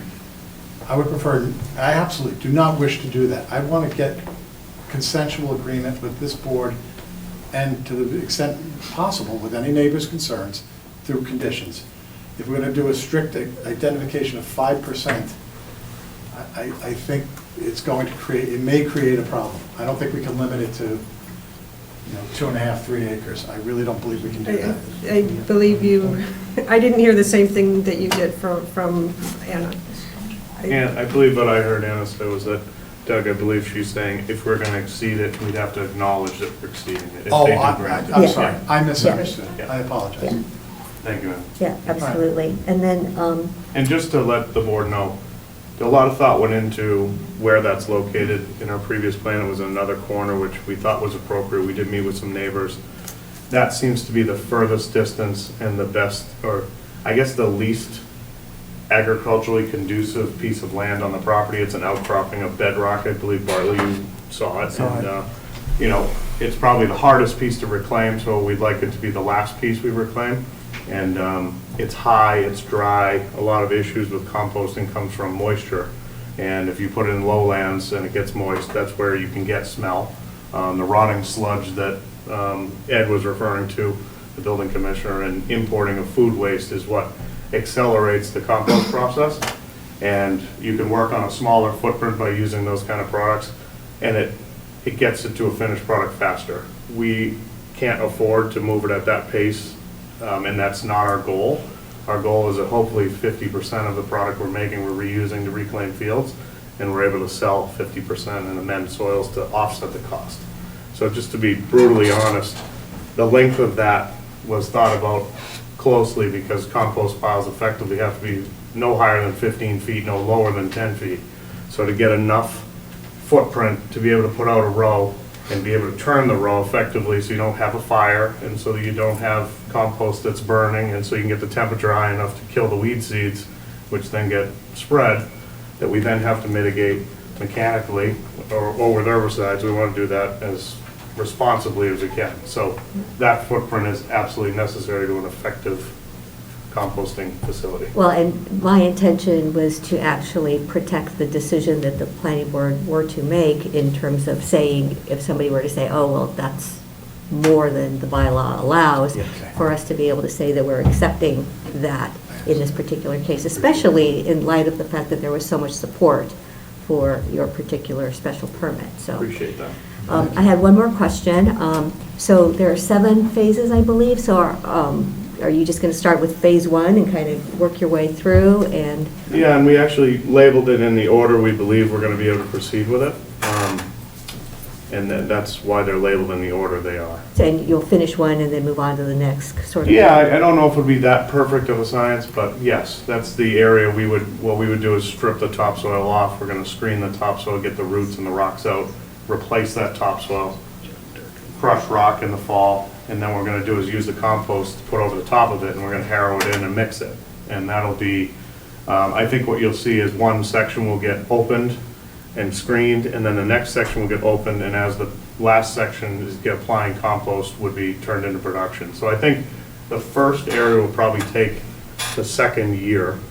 So all of next year would probably be stripping and cleaning and getting the rock out and then reapplying the topsoil. The following year would be rolling in the compost and beginning to plant. Okay. So, and then that would be every year going forward until we hopefully complete this project. Great, thanks for that explanation. So those are the only questions that I have. Did you, Violet? No, I'm good. I'm very pleased to see the way you're presenting this, and that the discussion that we had in the field is You can almost see the layout of why we need to crush the rock, so that there's a gap between the boxes, and those are the haul roads that are proposed. So when you strip everything off the top, what's going to stop from the wind blowing all the whatever's left out there? Or is it, there's nothing to worry about? Not much we can do. Is there going to be much left out there when you're done, or when you're doing it? I mean, in the sections we're going to strip, we're going to fully strip them and mix the subsoil and topsoil together to stretch the material. The latter parcels that we're doing have the least amount of soil, and they're in a valley. So those will be the most challenging, and we're going to strip it right down, and then we're going to reapply. We may do it in thirds across them. We're not going to just strip 10 acres and leave it bare. But Well, will something grow there? Well, my point is, if you're doing this in the spring, will something grow back there in the summer so that it's not just dirt? probably not, unless we put some kind of a cover crop, which it's not going to germinate very well because the bedrock is so shallow there. So until we can get that strata deep enough to actually plant in, that's the issue. We've dug test pits in the entire place to profile it, to figure it out, and the maximum depth to bedrock was like 4 feet. So you're saying, say phase one, you're 2 years, then you're probably productive after that? Yes, yeah, that's our goal. Okay.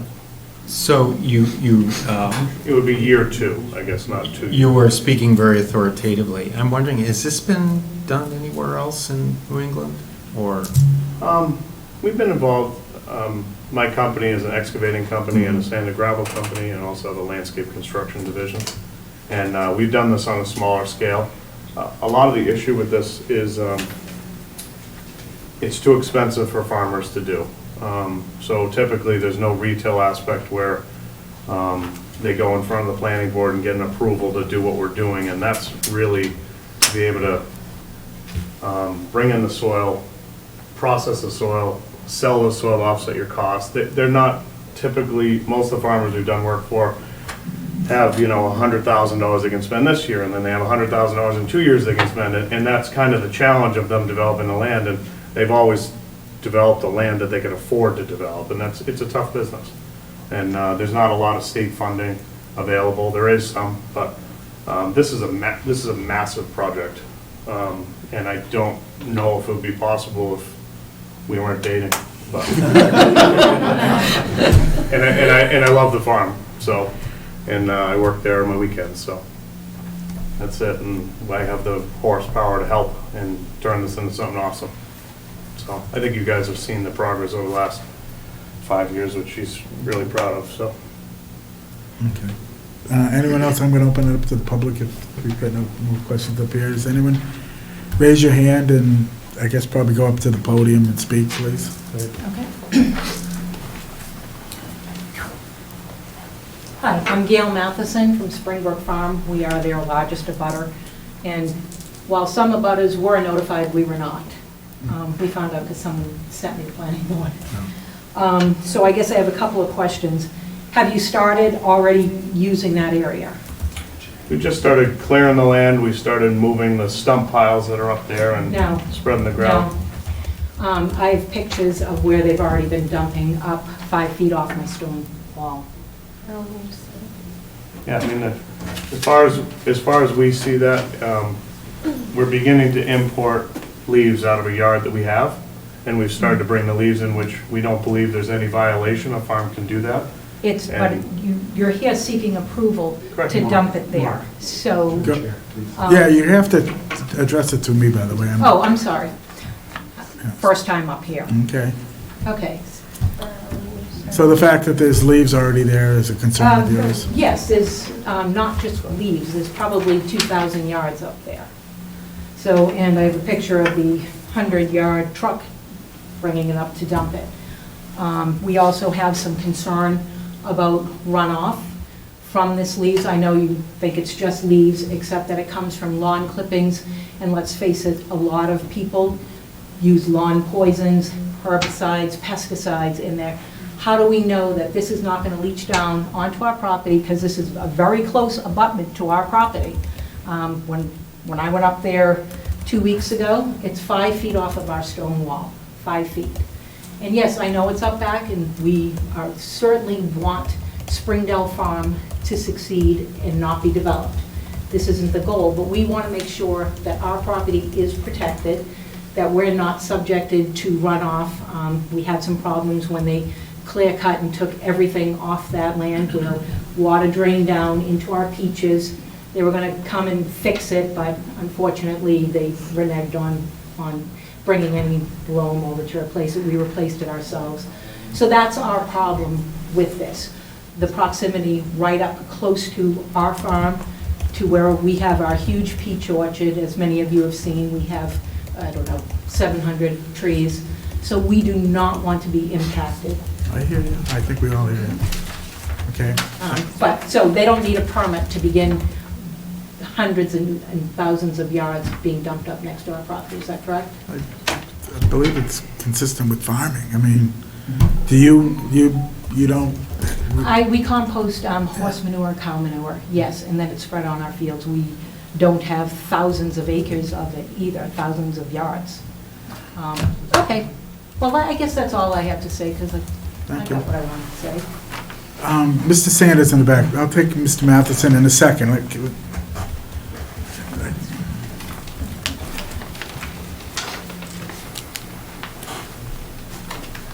Well, Mr. Chairman, George Sanders, 672 Great Road. I'd like to know, one, this berm that they're going to put up here, this 90-degree berm, what is that berm made of, and how high is it? It's going to vary in height. The topography drops in the lowest corner where the 90-degree bend is, so it's going to have to be taller in that corner. And I don't anticipate a lot of noise except for where the screening plant would be. That would be screening out the rocks. So it'll be focused in height to make sure we're cutting off a visual connection of that noise. Can you tell me roughly how high it's going to be? 15 to 20 feet high. And what is it going to be made of? It's going to be made of probably topsoil and leaf litter and things like that, yeah. And how long is that? How long is the berm? Yeah, the berm. I don't have any, I don't remember off the top of my head the exact Okay, dimension. okay. Yeah. It's to scale, you can measure.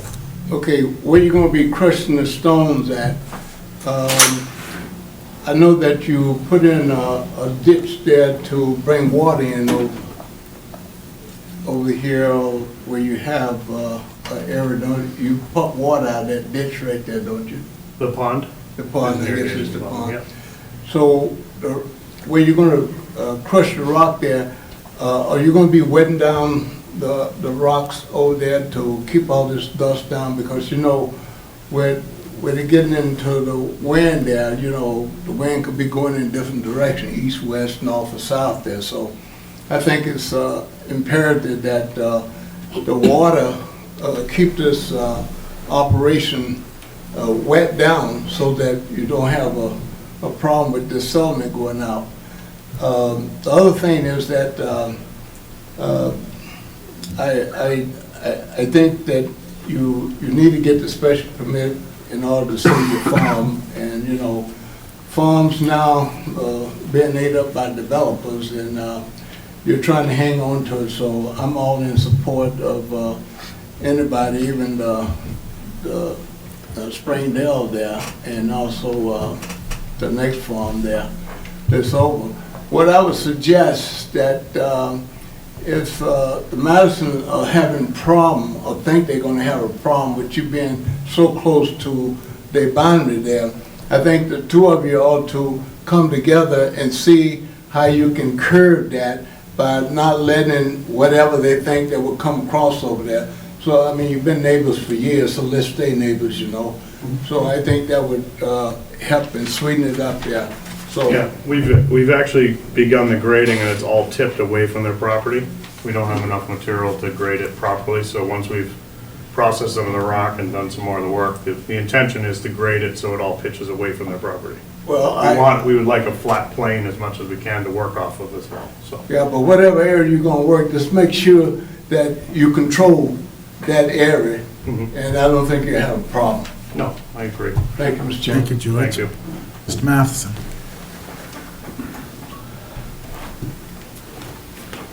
Frank Matheson. First of all, I'd like to know when those registered letters went out.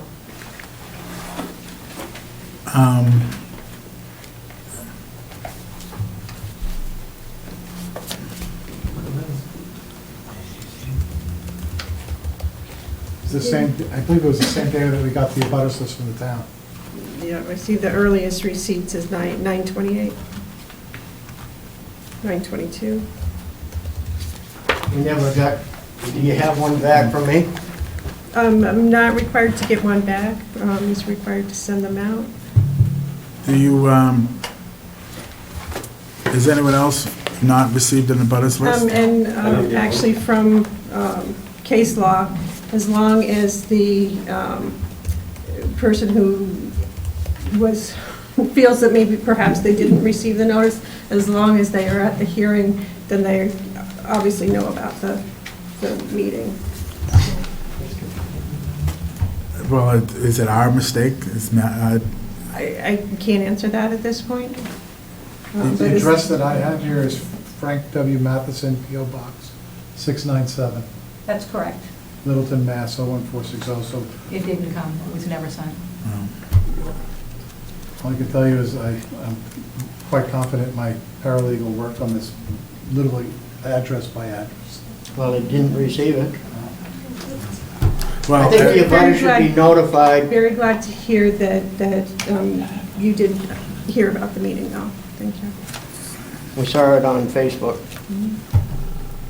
One good thing came out of Facebook, imagine that. Now listen, there's 3 streams that drain Springdale property, that 59 acres. And all 3 of those streams dump onto my property and drain onto my property.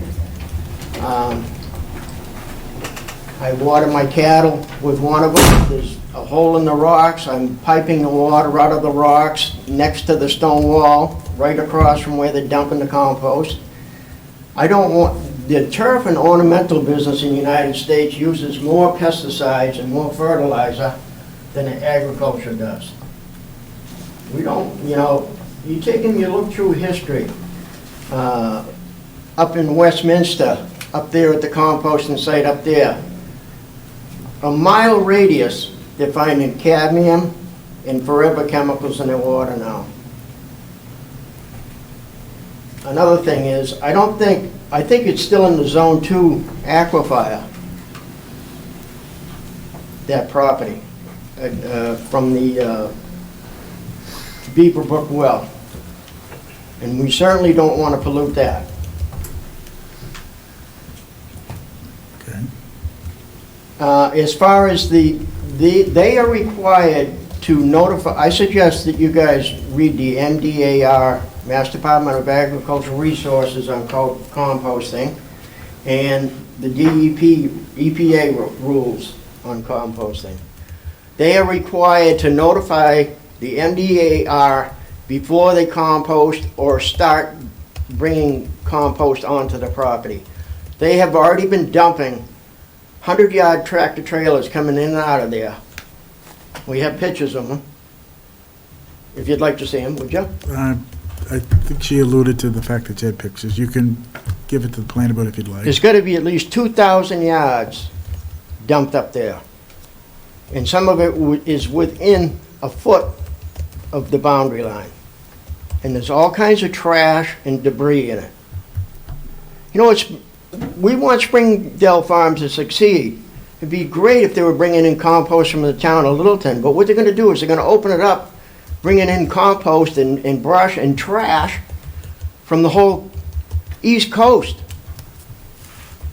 You're giving them an open line of business by, you know, in this letter that was written by the attorney and sent in the first time, it says that they're going to compost only their own material generated on the property. I corrected that.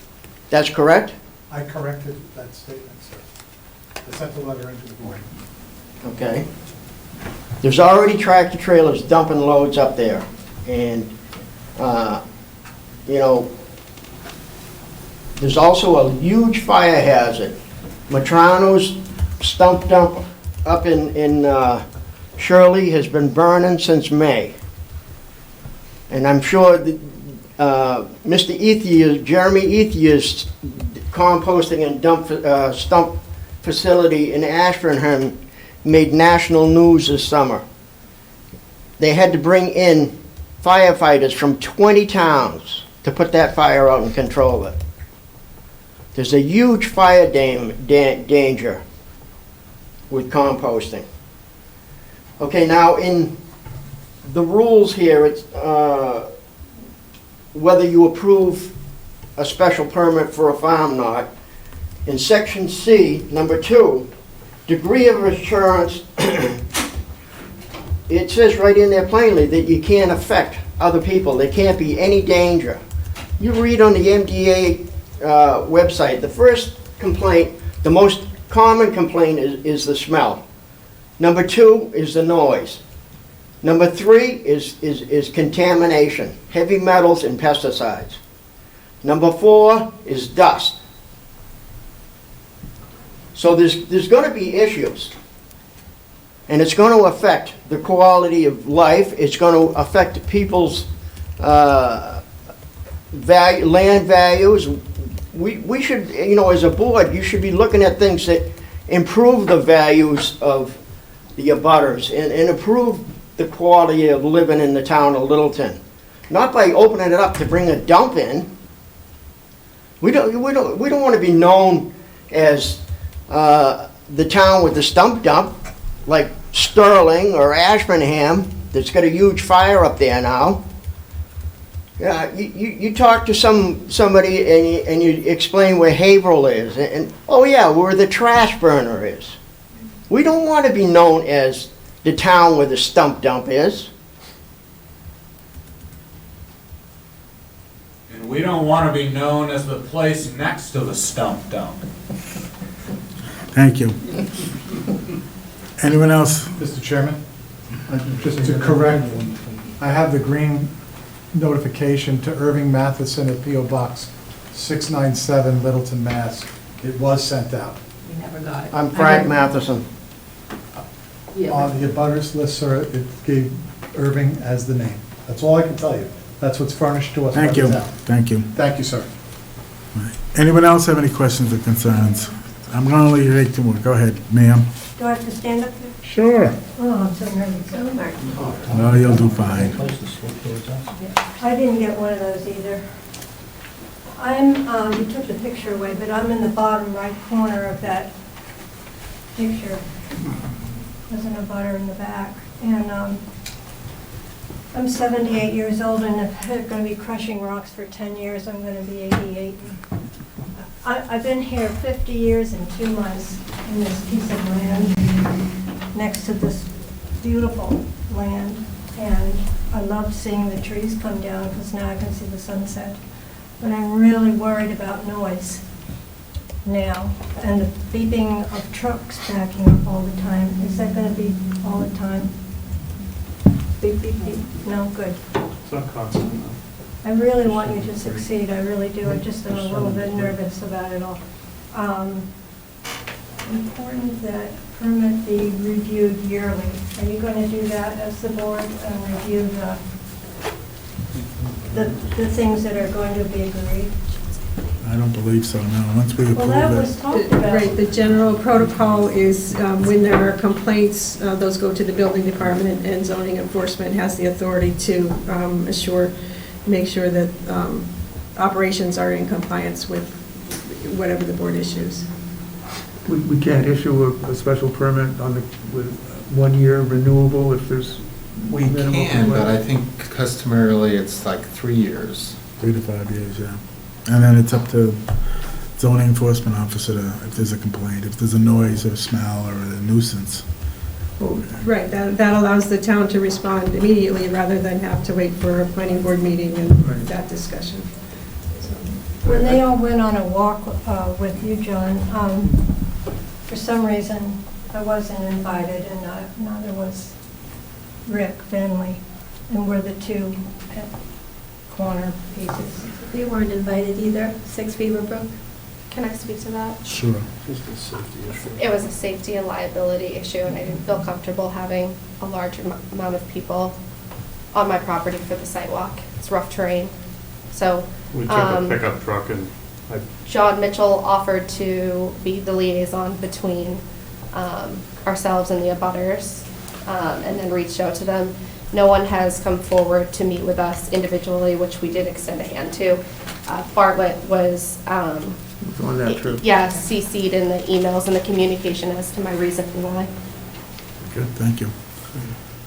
So there's been rumors, that I heard from John that the crushing of the stone was going to be 1 month a year for maybe 2 years, and that would be all there was. Now it sounds like it's 4 months for 10 years. No, so I can clear that up. I guess what I was saying is, the reclamation may go on for 7 to 10 years, and as that progresses, right, there's gonna be piles of rock. And I can't say that I can complete it in 2 years, but what I'd like to say is that twice a year, I think we could easily be amenable to a certain time of year that's most conducive for the neighbors while they're in their house, while the windows aren't open, while it's still cool out, where they're not out in the yard enjoying their pool and the pools aren't open, so there isn't, the concern of dust migrating. I mean, it's, all the crushing plants have water suppression systems on them, and they're 80% effective. There's no way to 100% control it, so I'd be a liar if I told you there's no dust. So I'd like to pick a time of year that's, when there's rain and the soil's wet and the rock will be wet, to crush a wet product and add water to it is much more effective. So spring and fall would be, we'd be amenable to conditions saying, hey, 2 months out of the year in the spring and 2 months out of the year in the late fall would be Those are doable. the 4 best months of the year to be outside, if you ask me. And Well, we can't do it in the from winter 7 when it's in the frozen. morning until 3 in the afternoon, it's like unbelievable. Yeah, well, I don't know, it's the best I think that we could do to accommodate the neighbors. I can't. If we were to not process them, about at least 2 of those areas would never get reclaimed. It's just the mountains of rock, so. It's just, there's a lot, so. And the other thing is, I don't understand. So those 7 lots, those are just places where you're going to start the work and then move on to the next Yeah, there's a section? sequence of reclamation and beginning to plant, yeah. That's the way we anticipate it going. And there's existing stone walls in a few areas there that we're working around with that layout. So these are 300-year-old walls that have been there since the old orchards that used to be there. Anything else? No, Thank I you, just, I just want, if we're not happy because of, you said we can come to the board. Well, appreciate the feedback. We're not trying to be a nuisance. We're trying to, I know. I know. trying to just. Thank you. Anyone else? One more? I have one more question, if I might. Now, can I get somebody new? Thanks. Yes. Thank you.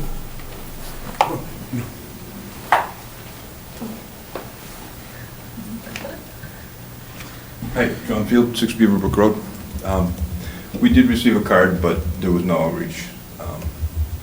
But I echo Mr. Matheson's concerns about the MDAR issues and the composting permitting requirements through the Commonwealth. I'm also concerned about the prevailing wind seems to come from the top of the screen across and comes right by our yard most of the time. So I'm greatly concerned about the odor and also dust. So, and especially, not so much with the berm, but once the stripping occurs in those parcels, it sounds like that's really when it's going to be a concern for us with the wind and the dust. So I'm asking that conditions be put in place that if it becomes an issue, we try to find ways to either cover it up quickly and not have such a large open space, or come to some agreement that it won't be open for 2 years. I'm also curious about the volumes of composting that are brought in. Has that been set or discussed, and is it a problem that a condition be placed on it that it doesn't become a daily onslaught of trucks and materials, and then the runaway problems that we see with composting?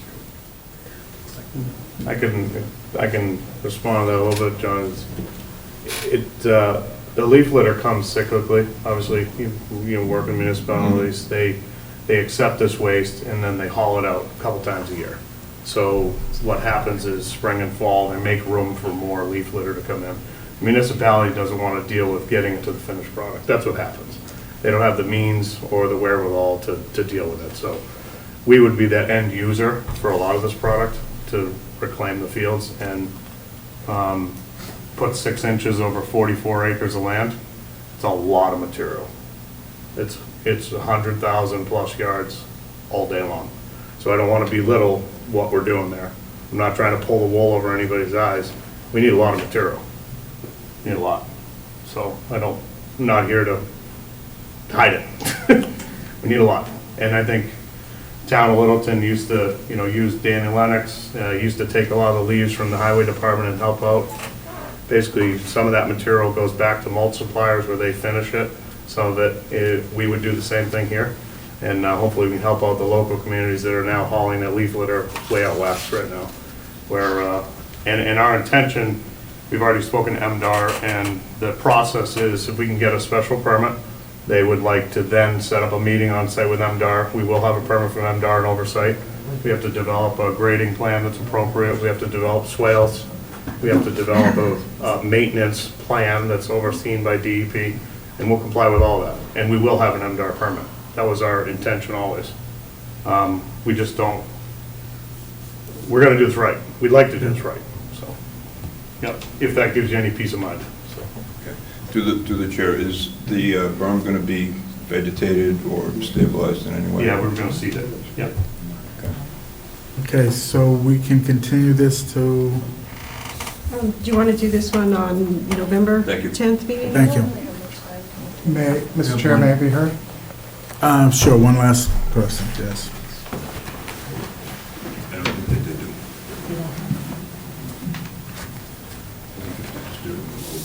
Hi, Scott Matheson, Springbrook Farm. Obviously, we want to see Springdale succeed. A few things that scare me are it being so close to the stone wall and the fire prevention. I'd want there to be some kind of fire prevention plan, whatever that would be. And I don't know how to get there, but there's a lot of, board feet of saleable timber on our property, and so we need to protect that, and I hope as neighbors that they will help protect that as well. And another thing is, if it could be off the stone wall, off the boundary, another concern of mine is them hauling in everything from everywhere, and there being a lot of abrasive species in the material that's coming in, such as bamboo and bittersweet and all that stuff that's not on our property already. So if it could be, moved to I understand you guys are trying to reclaim the middle of it. I understand that. But if there could be some kind of middle ground to where it doesn't affect so there's no chance of it affecting the farming that we're doing right next door. I mean, if you want us to extend the earth berm along the wall, we'd be open to that. I think piling more stuff against the wall is just going to create more of a fire hazard. Like, it's so close to the wall that I don't even think Littleton could get their forestry truck on the back side of it. And I'm sure someone could talk to Tom Clancy and figure out some kind of plan for, not if, when it catches on fire, how it's going to be put out, and how it's not going to spread to the property owners next door. That's a big concern of mine, and we have a lot of standing timber, we have a big open space, and I think that should be a concern for the town of Littleton, to protect the timber that's standing, because there's not much left in town. Thank you. Thanks. I think we're going to reach out to the water department and make sure that there's not an issue about the aquifer where they're at, as far as that goes, for our next meeting on the...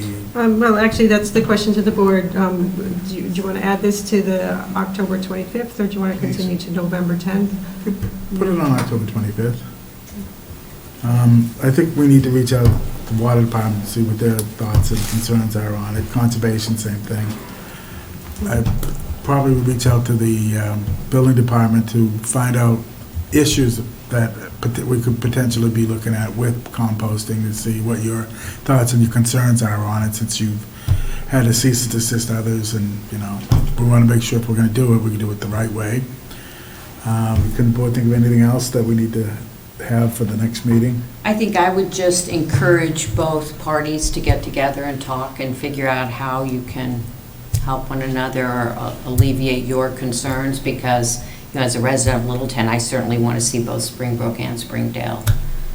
We do too. Yeah, so I know maybe you two will talk and push it away from the wall a little bit, give them a little more of a buffer. I mean, May just change that configuration a smidge, but yeah, we can do that. Why not? I mean, because I think they raised very valid concerns, so. Oh, yeah. No, I encourage the meeting. I'll meet with Scott or whoever they'd like to discuss their concerns. We'll get some more answers on our own. And so what time on the... Okay, so Tuesday, October 25, do you want to do this one at 7? Sure. We'll get some more answers as well. Thank you. Thank you all. Thank you very much. Appreciate your time. When is it? October 25th at 7 p.m. If I may, if any of the abutters on the Beaverbrook side want to reach out to me directly to take a walk out there and see it in person, I can take you out there one by one. You know where to find me. And meeting with the Mathesons will be great because we have to talk to them about the big drainage ditch they filled on the other side of the wall anyway. So it's a great meeting. Thank you. Thank you. And thank you for extending courtesy to all the neighbors. Thank you. Thank you. 7:30, is that being continued, Myron? Is that what's going on, or didn't you say that they weren't coming? No, I didn't say that. They want to start tonight. I thought they did want to start. Why are we having another meeting then? Are we opening and continuing, or what are we doing? They want to start their presentation. But they're not going to have their engineer. The architect is not available tonight or the 10th. So much about it. Conscom has already started review. Okay. All right, so we have a 7:30 continued public hearing for 265, now I get the numbers, 277, 287, and 289 Great Road. So it's a new one, so I'll read the notice while they're... Yeah. Town of Littleton Planning Board will hold a public hearing on Thursday, October 6, 2022 at 7:30 p.m. to consider an application to redevelop 265, 277, 287, and 289 Great Road and 25 Robinson Road pursuant to MGL Chapter 48 and the Code of the Town of Littleton zoning and stormwater management bylaws. The application is for stormwater review under Section 13811 through 23 and for site plan review under Section 17316 through 19 of the Littleton zoning bylaws. Property locations, 265, 277, 287, and 289 Great Road and 25 Robinson Road. Applicant, Northern Bank and Trust Company, representative attorney Mark T. Vaughn, and pardon my misspelling of his name. Didn't have a good day. The applicant is seeking approvals to allow comprehensive redevelopment of 5 underutilized parcels in the Village Common District. The proposed project includes 5 new mixed-use commercial buildings, stormwater utilities, parking, landscaping, and removal of existing structures and associated improvements are all included in this application. The notice goes on to explain where you can find the applications, and please contact the Planning Department office with any questions. Before we start, I am at a direct abutter. I'm recusing myself. I've had an advisement from the State Ethics Board. The conditions under which I could sit on this are, I don't see how they could be met. It has to do with appraisals and this and that. I will sit in the audience and speak as an abutter for myself and no one else. Maybe. No, I'm going to. Maybe. All right, take your plans and go. Thank you. Mm-hmm. Yep, I do. And it'll take me a couple minutes to get there. All right, thank you. Yeah. Oh, actually, either way, do you prefer?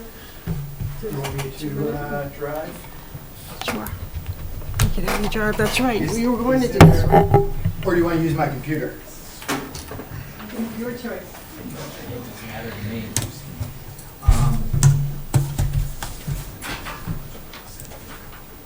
Is there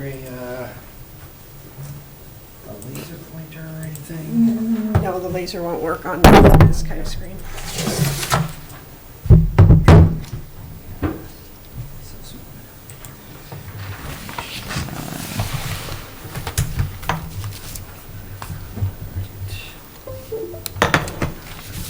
Thanks for the reminder. I forgot that this one is going to be presented. Oh, right. So you could have Mark start. Well, Go ahead. Okay. Good evening, Mr. Chairman, members of the board. Pleasure to be before you all this evening. For the record, Attorney Mark Vaughn with the law firm of Reamer Bronstein, representing Northern Bank. They're affiliated entities that own the subject properties at 265, 277, 287, 289 Great Road, and 25 Robinson Road. But very pleased to be before you finally here for this proposed redevelopment. I think it's, as I've said to Maren and some of the staff that we've been working with on this, it's been a long gestation period, if you would, to get here. But we're very excited about bringing forth what we feel is a very thoughtful, appropriate redevelopment of these several properties that is consistent with the town's efforts to adopt the Village Common Overlay Bylaw. So with me tonight, Sean Mahoney, General Counsel for, I'll get to you, Sean. Sean Mahoney, General Counsel with Northern Bank, along with Larry Mon, who's Head of Security and Property for Northern Bank. Sean Malone, of course, our civil engineer. And also Scott Thornton is here, our traffic engineer with Vanas. Dan Barton, who's our architect with Mogul, who's been a linchpin for the project, unfortunately cannot be here tonight. So we do have some renderings that we'll show you, but unfortunately we wouldn't be able to get into a lot of back and forth on those without him. But again, I think you're all familiar with the properties. This is just the existing conditions plan that shows the sites that we're talking about. Working from the right-hand side of the screen to the left, we've got 265 Great Road, which is the existing Northern Bank building. To the left of that is the 277 Great Road, which is the former gas station and repair shop. To the left of that is 287 Great Road, which is where the Subway and barber shop, and I think there's another business in there.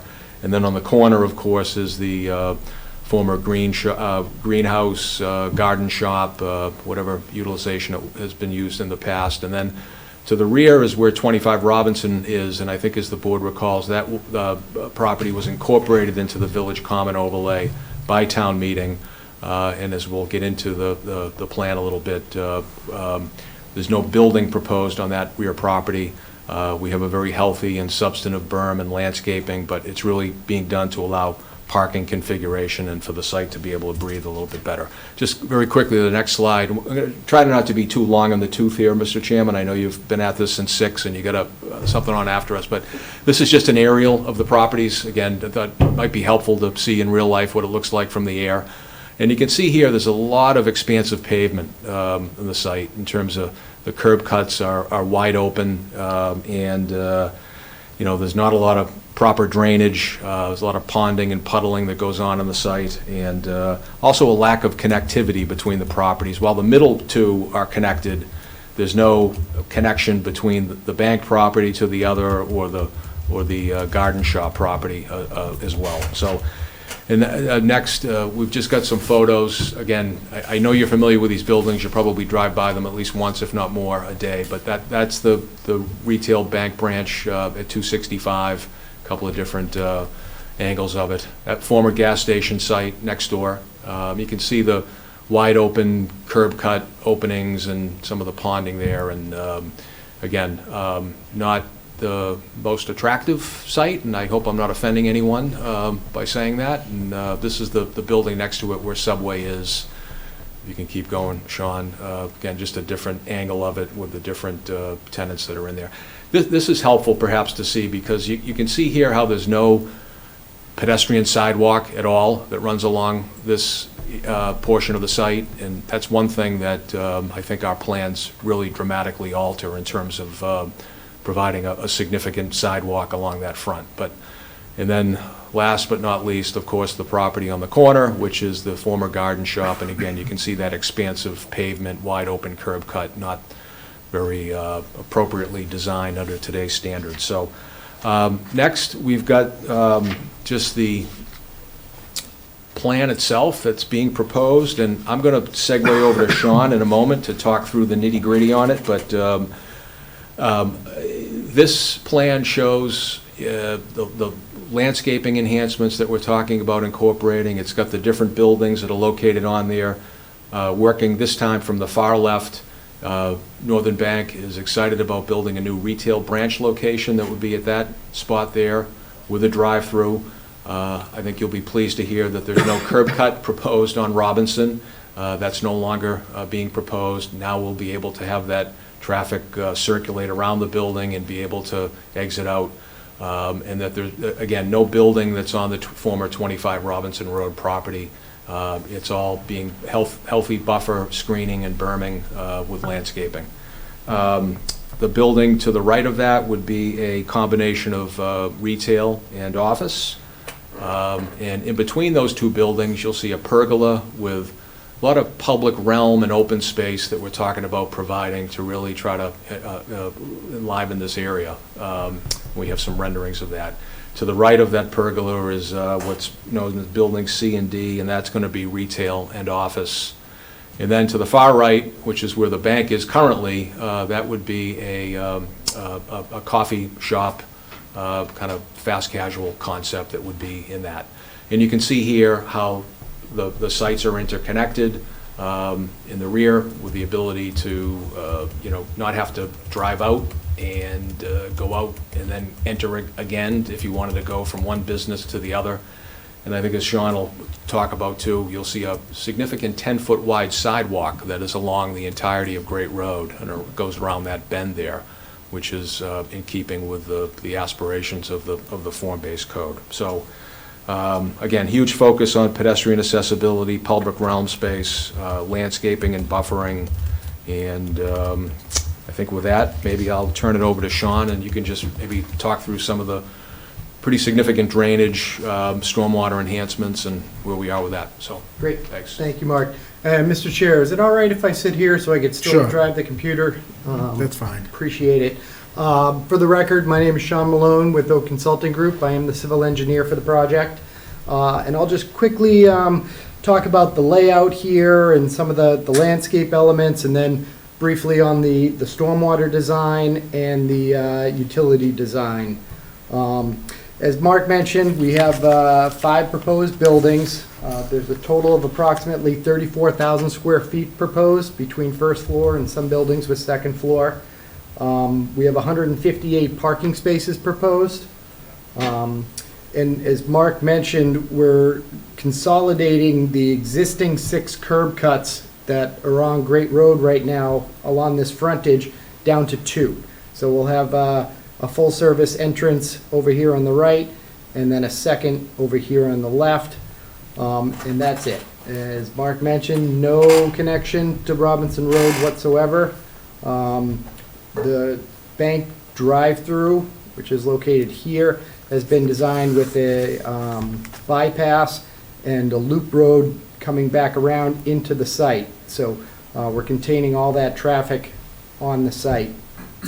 And the site parking areas and driveways have been designed to accommodate the Littleton largest fire apparatus, as well as WB-50 tractor trailers for deliveries. We have 3 separate dumpster recycling areas shown for the different buildings. Over here would be for building E and D. Back here would be for buildings C and B. And then a third over here for the bank. This will have all dark sky compliant lighting throughout the site. And we also have this area here we're indicating as a potential future connection to this commercial parcel over here. We don't have control over that, but we do allow the opportunity in the area to create a interlock connection without having to go onto the street.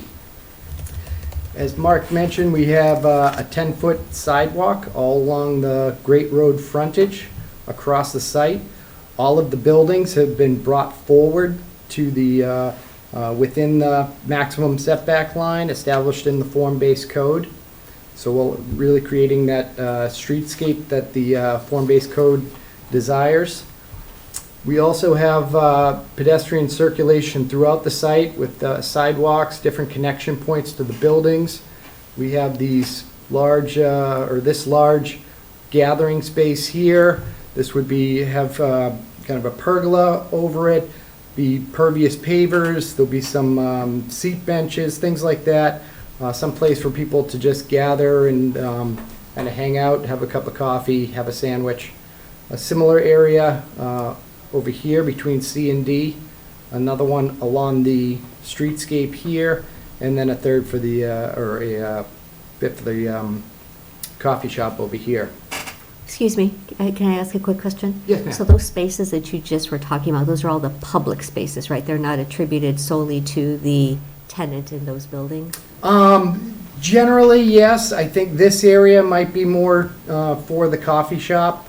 This is certainly a large general area, not for anybody's specific use, similar with these. This area here, it could depend on what the final tenant of that building is. A lot of these tenants, or any of these tenants, have not been finalized yet, with the exception of the bank, of course. But the general idea is to make it public, welcoming, somewhere for people to go.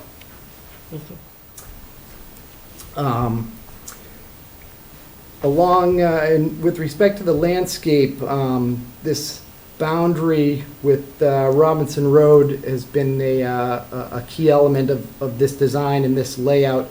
We have about a 30 to 40 foot width of landscape between the parking area and Robinson Road.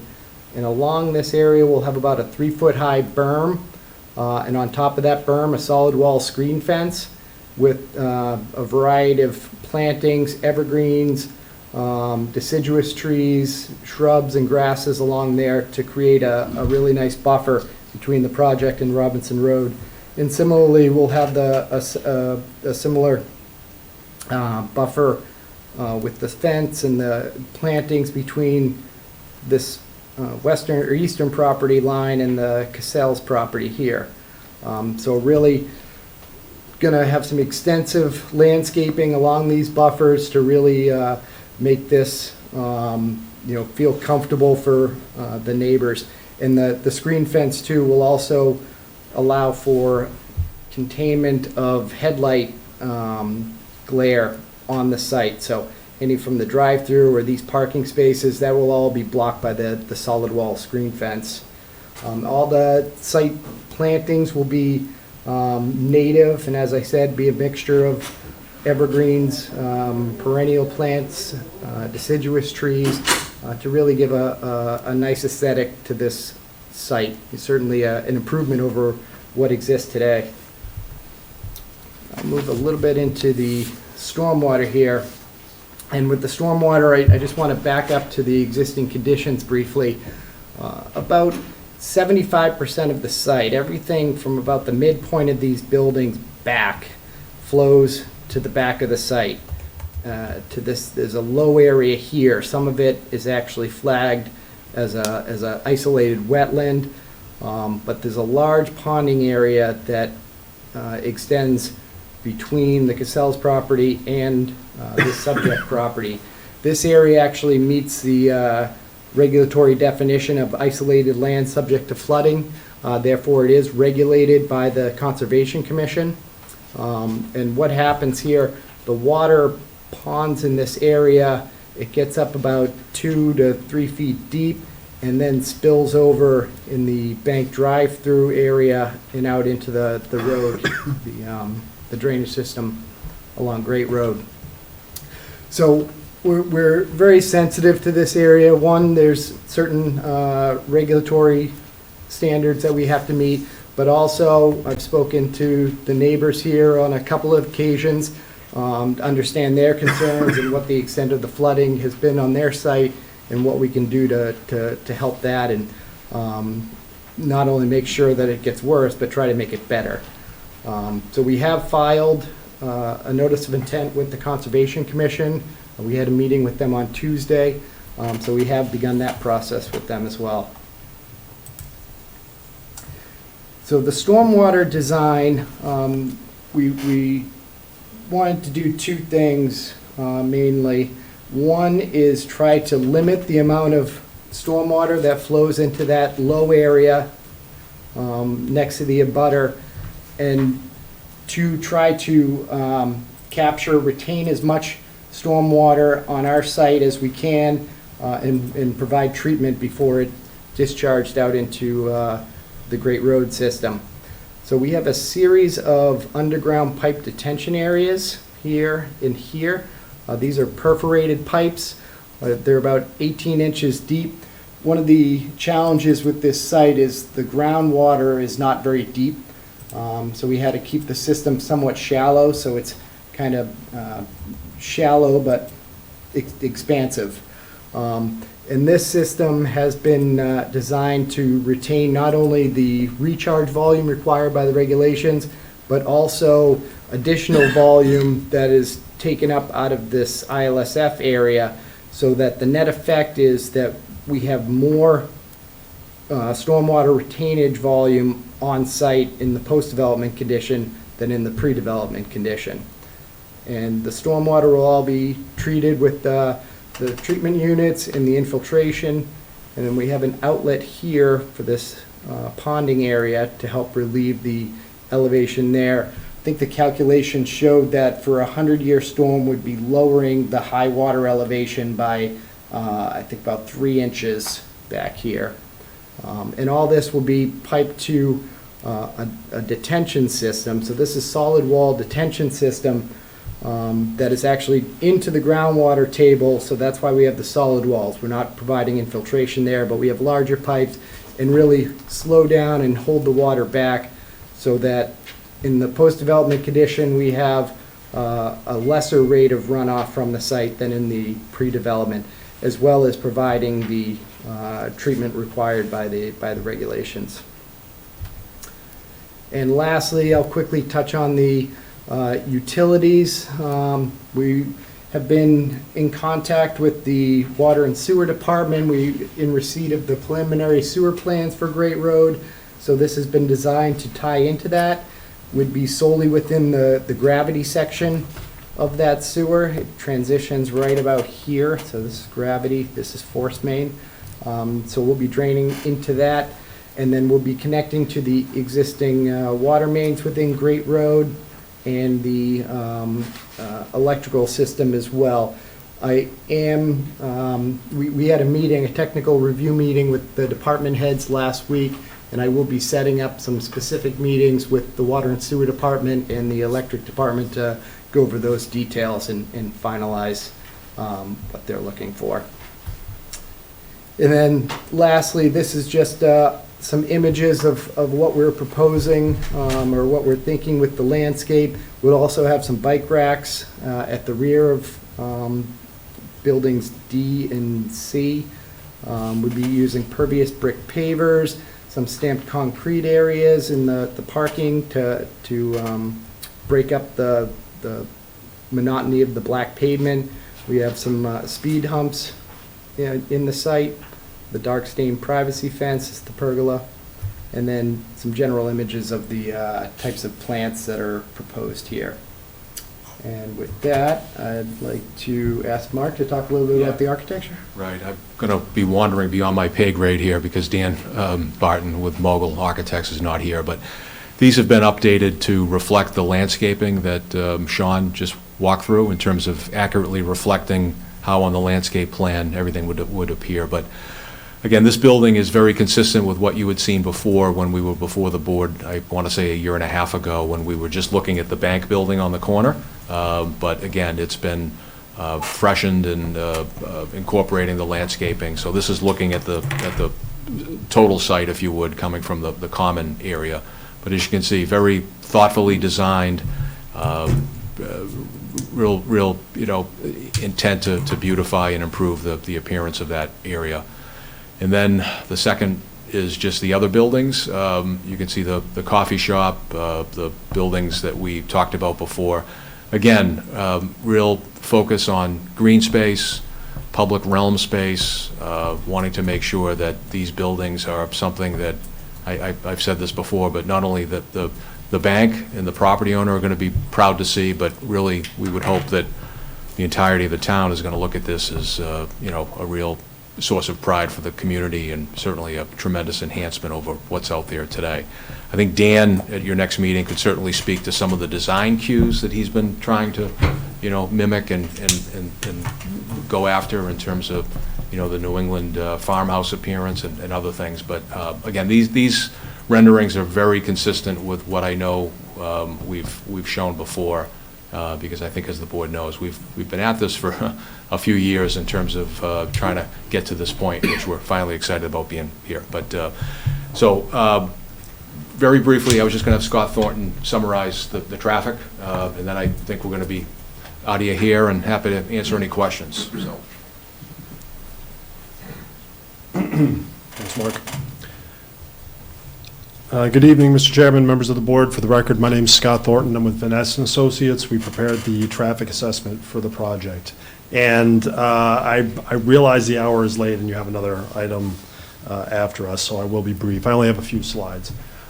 So we prepared a standard traffic assessment consistent with state and industry guidelines. We did traffic counts at 6 intersections in the area along Great Road and on King Street. Powers Road and Great Road and King Street and Great Road are signalized, and the other locations are all unsignalized. We did counts out there in July of this year to get a current picture of the traffic flow in the area. And we also looked at any adjustments that might be needed for those traffic volumes. We made a seasonal adjustment upwards of a couple percent to get to average month. And then we're still, although things are starting to return back to pre-pandemic conditions, we're still finding that the traffic volume is not quite there. So there's a few COVID adjustments, depending on the time period, anywhere between 1% and 4%. That was increases that were made to the traffic volumes that we counted. So we take those volumes and then we project them out 7 years to a horizon year. It's consistent with Mass DOT guidelines. Mass DOT does have jurisdiction over Great Road in this area. And the 7-year projection includes future development without the project and then future development including the project. And in general, we checked with the town on background developments, and the only thing that was really mentioned was another project off of King Street that is actually behind us in the permitting process. So when it comes time to do the assessment and identify the impact of the project, we look at the trip generation statistics for similar land uses as are proposed here, and the next slide shows trip generation summary, looking at the time periods under consideration for retail, primarily retail development. We're looking at weekday evening and the Saturday midday time periods. We looked at the uses that are proposed, the retail, the coffee shop, and the office. The existing uses also generate some level of traffic, which was estimated along with the proposed uses. We also expect that there's a certain amount of traffic to come from the existing traffic stream on Great Road, which are known as the pass-by trips. In some cases, that can represent 40% of some of the uses of the traffic stream for those uses. And then, so we combine all those and we take the adjustments as need be, and that gives us our net new traffic increases due to the project of 93 net trips, 42 entering, 51 exiting during the evening peak hour, and on the Saturday midday time period, it's 60 trips entering and 62 exiting during the Saturday midday peak hour. And those peak hours are the time periods that we do the traffic analysis, the intersection analysis, to identify what the delays are at those area intersections. So these increases to the area result in traffic increases external to the study area of between 1.5% and 2.8%, depending on the time period. There's no significant impacts to operations perspective, or from an operations perspective to the intersections. Most cases, the level of service doesn't change except at a couple locations. Stevens and Great Road in the Saturday midday time period, and Robinson and Great Road during the evening time period.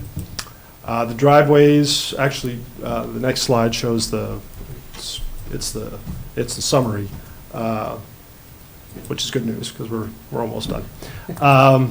But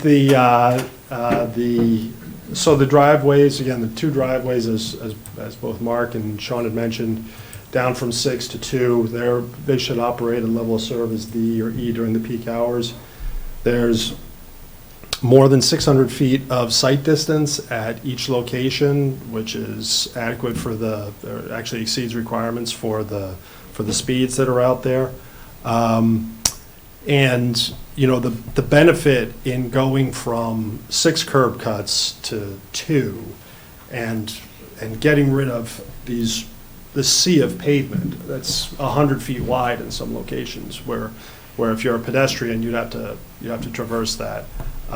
That's going away, and with the reductions down to 2 curb cuts that are going to be easy for pedestrians to cross, sidewalks on the frontage of the site, really speak to huge improvements for both pedestrians and vehicles circulating through the area and through the site.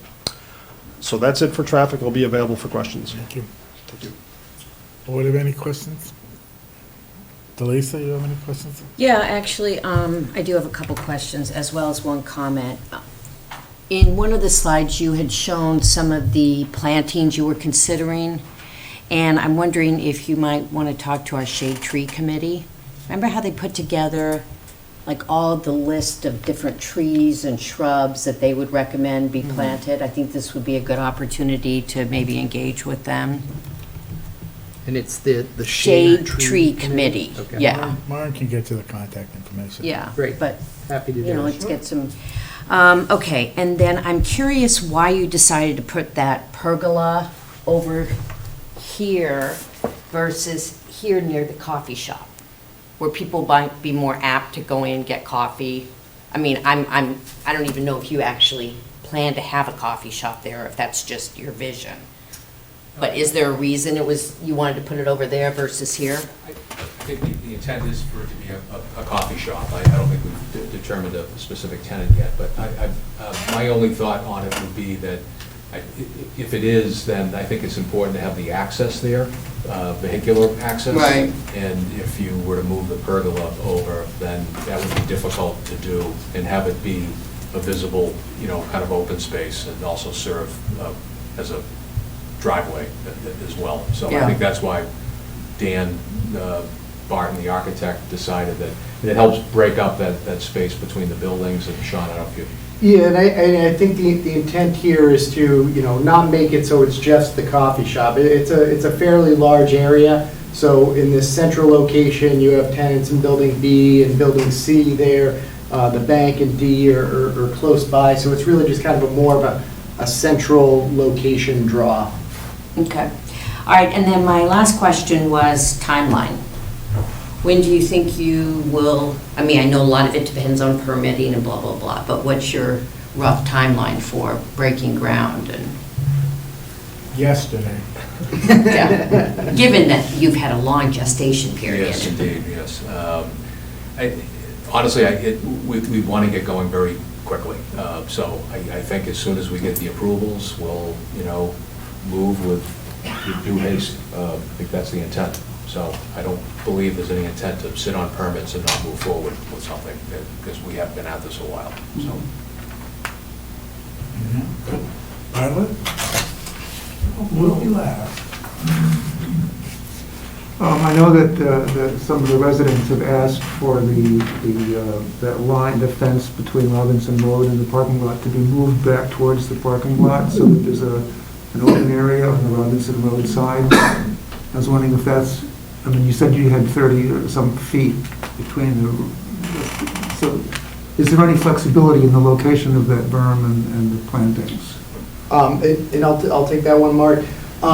With the berm, you know, this is all kind of at the same grade. So with the berm, you have a certain, you know, horizontal climb to get to the high point and then come back down. And we wanted to, you know, maximize the height of it and then put the fence along the top of that berm. So that's really what's dictating what the location of the fence is to be able to, you know, get that 3-foot berm and have the fence at the high point. But then we will have plantings on both sides. I don't think there's really enough room to make any usable area if that's what you were thinking. Yeah. You know, you might have 5 feet or something, not anything significant. I think what Bartlett was getting at is where the triangle is, originally you had proposed a detention pond there. And when we were out there walking it with the residents, one of the questions that they asked is if the detention pond is not going to go there, could they have the green space on their side of the fence? Right, so that area is where that isolated wetland is, in that ILSF area. So it will be acting as a detention pond, just more of a natural detention pond as it does now. So it's really not going to be usable area. It's going to be low depression, get wet. Okay, but it's not going to be a structure there. Correct. Could it be, can we still fence it this way and open up the berm a little bit so people could see the green space? Even though they couldn't use it, but it would still act as a different kind of buffer than structured or regimented like it is now. Yeah, that's something we could certainly look at if Well, we were that's a interested. possibility. I don't know how much maintenance a wet area requires. Well, it's just more for looks than anything else. Right, but does somebody have to go in and cut the grass in the dry season, or, does the bank contemplate doing any maintenance on that triangle? Yeah, there'll be periodic, trash removal. That's all part of the stormwater O&M plan that we have. So there will be some maintenance there. I just think that what the residents, when we were out there, what they talked about was if there was any way they could see through that, because that's where the house used to be, and make it so that they can actually see that area. That's a pretty substantial area of green there. They can see that, rather than have it all cordoned off that they can't see it. Maybe have less planting stuff there and more on the backside of the parking lot, so they can at least see through it. That's Yeah, and you could just move some of those trees from the top of the triangle down to the bottom of the triangle. Yeah. So that that the edge of the parking becomes the visual barrier and not the, not the triangle. road sidewalk. Yep, I understand, yep. We'll get with the landscape architect and see what we can come up with there. Anna, do you have any questions or concerns? I have a couple. So kind of going off of what Lisa was asking about with respect to the coffee shop, one of the reasons why I had asked which of the spaces were public and which were going to be sort of private, so that if you're in a particular tenant space, you can only access that patio area, if you will, if you're a customer there. And so I would concur with what you said, that if that is a coffee shop, people are going to want to make sure to be able to access it. People are going to want to be able to go with their cup of coffee right there, and if it's just a tiny space, then I don't know how the interaction will work for folks to walk over two buildings to go sit down. So one of the aspects of form-based code that I really appreciate is that whole notion of public spaces.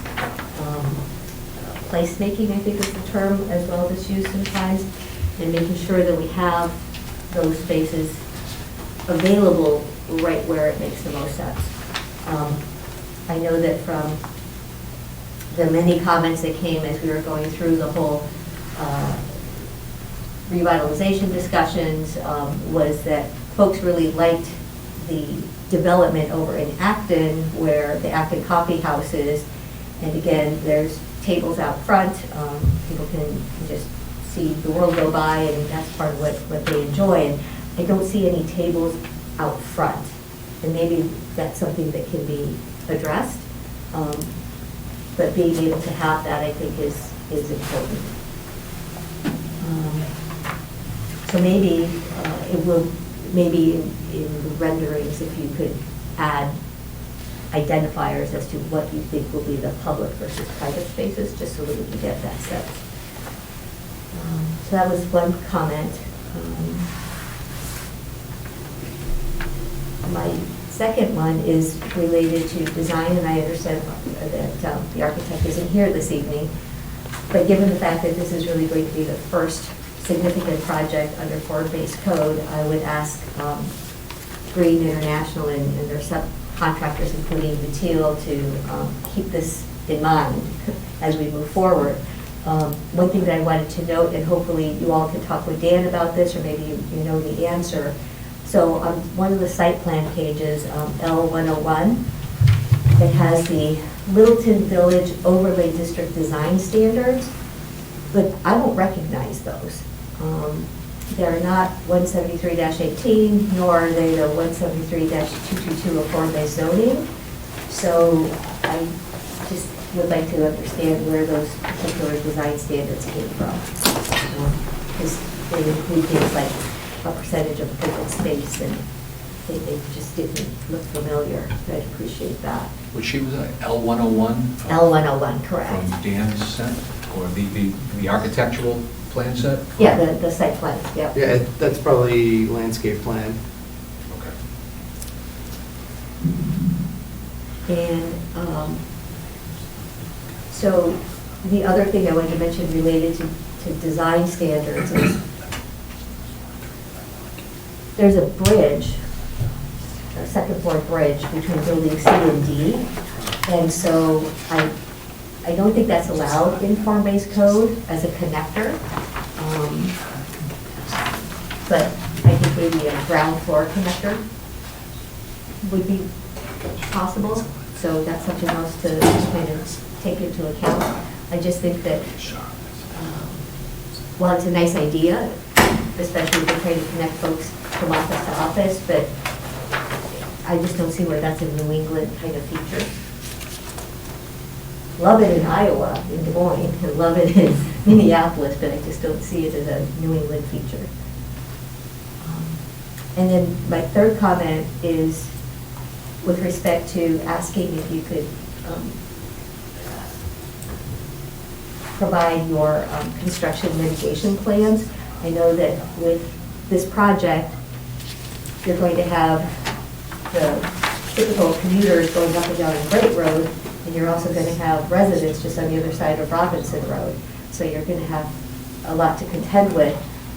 So in terms of like hours of construction, where are the construction workers and team going to be parking their cars? All of the typical stuff around, dust and what kind of impact it will have on traffic, what impact it will have on the bus stop that's there. So those kind of construction mitigation plans would be awesome to see. And as everybody has been commenting, we've had a long evening. I have about another dozen smaller questions, and if it would be appropriate for me to have those go through Mara to you all, and then we can get those responded to in either in writing or come back with those, that'd be great. Sure. So thank you all very much for coming back. I can definitely see the improvements in what we've talked about and that you're listening, so thank you very much. Thank you. Thank you. I'm going to open up briefly to the public. We're going to have another meeting in a couple of weeks anyway, but does anyone in the audience want to speak or ask George? Really? Really? Thank you, Mr. Chairman. I'll give you the night off if you want it. I have a few questions here. It's a surprise. One is, I'm a member of the Disability Commission. I'd like to know how many parking spaces that you're going to have in there. And since you got 5 buildings in there, I want to know, assume that you're going to count all the parking space, which will only give you a certain number of handicap spaces. But you got these individual buildings there, so we always like to get the handicap as close as they can to the building that they're going to go in. So I think that is something that you need to consider, since you got 5 buildings there, that you may want to throw a couple extra handicap spaces that are closest to the building there. So I don't know how many parking spaces that you're going to put in there. The other thing is that since this is going to be a new developed area here, you still have business on the other side. And I know that by Donlands, you got this big building, they got many activities in it. I want to know, have you considered asking the state to put a pedestrian light crossing from that side of the street to the other side of the street, so that they can get crossed? Because if you're going to put a little coffee shop or whatever, you probably will have people there, instead of going all the way down to Dunkin's, that they would probably come over there because it is closer. And I think that people need to cross the roadway there safely. And I think that by having a crossing spot there, with the light that they can push and stop the traffic. As far as the citizens go here in the town, I think that would be a good feature that you would have, that you would consider putting in there. And the other thing was that how long do you think it's going to take you to put this in and in coordinating, because you say you're going to tie into the town sewer system. So I don't know if the town sewer system is synchronized with when you plan on filling that building. If you finish that before they get the sewer system in, what are you going to do then? Thank you. I have an answer to that, but I can't say it on television. Mr. Chair, I just wanted to add to what Mr. Sanders was saying. We do have a bicycle and pedestrian advisory committee that is doing a master plan, so it might be a good idea as well to connect with them in terms of the work that they're doing for the pedestrian and bicycle aspect. And in answer to the sewer, simply, all of that redevelopment in the common is going to be affected by how quick we can get the sewer, and I think that's sitting in the state right now waiting for it to be approved at DEP, and we're just holding off on that, so. I was just saying. I know. You know, that was all. They're going to be SOL if the sewer's not done, yeah. As all of the developments will be. Thank you. Anyone else have any questions or concerns? Oh, great. So we'll continue this till 25th, right? Is that why we're... Let's see, we have, Tuesday the 25th is the planning board's meeting next. Yeah. Or do you want to do the 10th? Well, potentially both, if I, so the 25th, I know Dan Barton is not here on the 10th. So I think the 25th would be great if I could have Dan Barton come and speak to the architectural elements and. Okay, put you on for the 25th. What time you thinking? It's your day, Myron. Did you think 8 o'clock and 1 hour for Springdale Farm, and then this one at 8? You're starting at Springdale at 7? Yeah. Yeah, probably 8, yeah. We're going to have some issues, sure. 8 o'clock on the 25th? Conservation that night, too. They're fully remote. Right. Right. We're there. Oh, okay. But I can do that if Dan's going to be doing this. I can handle conservation. Well, do we have something starting at 6 that night? 6 o'clock is when you were going to start the discussion on the firearms bylaw. Oh, okay, right. So yes. Yes, okay. Okay, thank you. Great. Aaron, I know you had mentioned peer review. I don't know if that's something that we should talk about or not, but. Yep, I had sent the board members a copy of the cost estimate and proposal for the peer review. It includes Green's usual review, and then they would subcontract with UTL. The question I believe we're raising for the board is whether you feel that UTL's services would be helpful in this case for a peer review of the form-based code. I had heard from a couple of you, but I hadn't heard from the entire board on that. And if I think we were a little bit surprised by the total cost. You know, I think it was like, total was like 23 or 24,000. I think we understood that there'd be like a stormwater and drainage peer review and maybe traffic, but with respect to the architectural, the form-based code, I guess we were hoping that if the architecture is something, you look at these photos and you think it looks good, do you feel like you really need someone to tell you they look good? I mean, certainly we can address the comments that we're hearing about the connection or... How much is UTL? I think it's like 8. I would have to find that. I think it was 7,000 and then maybe another 1,000 for coming to a meeting or something. So I think 8 sounds about right. Well, to ask us if we were adhering to our own bylaw, I think that's a little pricey. Well, I think we had talked at one point that having that kind of peer review, especially because form-based code is new, was going to be important. So I hope that we keep to that commitment that was made. So we should, in my opinion, go ahead and utilize their expertise we enacted the bylaw, we wrote it, we approved it. Aren't we supposed to be the experts on it? So why can't we do it in-house ourselves? We don't need But UTL it's- telling us something that they just wrote for us 2 years ago. But it sounds like, Anna brought up some good points and it sounds like you guys haven't seen or looked at our form-based code. Maybe the architect has, who's not here tonight. No, we have. I Oh, you can't- have? Yeah, Oh, yeah, no, we okay. have. No, we're familiar, and, Okay. I can't speak to the second floor, second story connection there, and what his thought process was on that. I think actually it looks like it's connected to a first floor. I don't think it's really So why don't a we walkway. why don't we let the architect speak first before we make the Okay. decision on UTL? I think that's only fair. And then we'll decide after that. If he's got a good grasp of it, then he can, we wrote the bylaw. I don't understand why we have to spend $8,000 on a consultant. I can see drainage and everything else like that. We're not spending $8,000 on a consultant. They are, yeah, I know. Exactly. Yeah, well, we wrote the bylaw, Anna. If we didn't write the bylaw and we don't know what we're doing with it, then. Well, you know what? We have bylaws, and that's why we have peer reviewers who are engineers. So you could say the same thing about that. No, we're hiring a peer review to do drainage and everything else is way different than the design criteria that we presented before town meeting. And you know what? I have respect for all of these individuals who provide peer reviews, and the fact that we haven't had a large-scale project like this come through, I think it is really beneficial to the town so that it is actually done in accordance with what the town wanted. Well, like I said, let's let the architect have his day in court first before we decide. That's all I'm asking.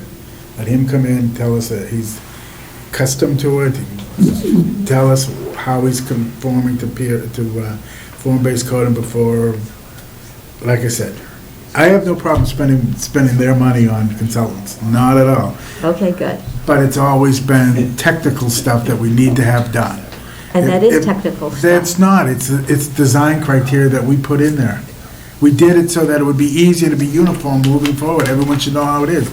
Now you're asking us to have somebody else tell us what we already wrote. I said for this first one. It isn't the first one, really. It is the first one, Mr. Chair.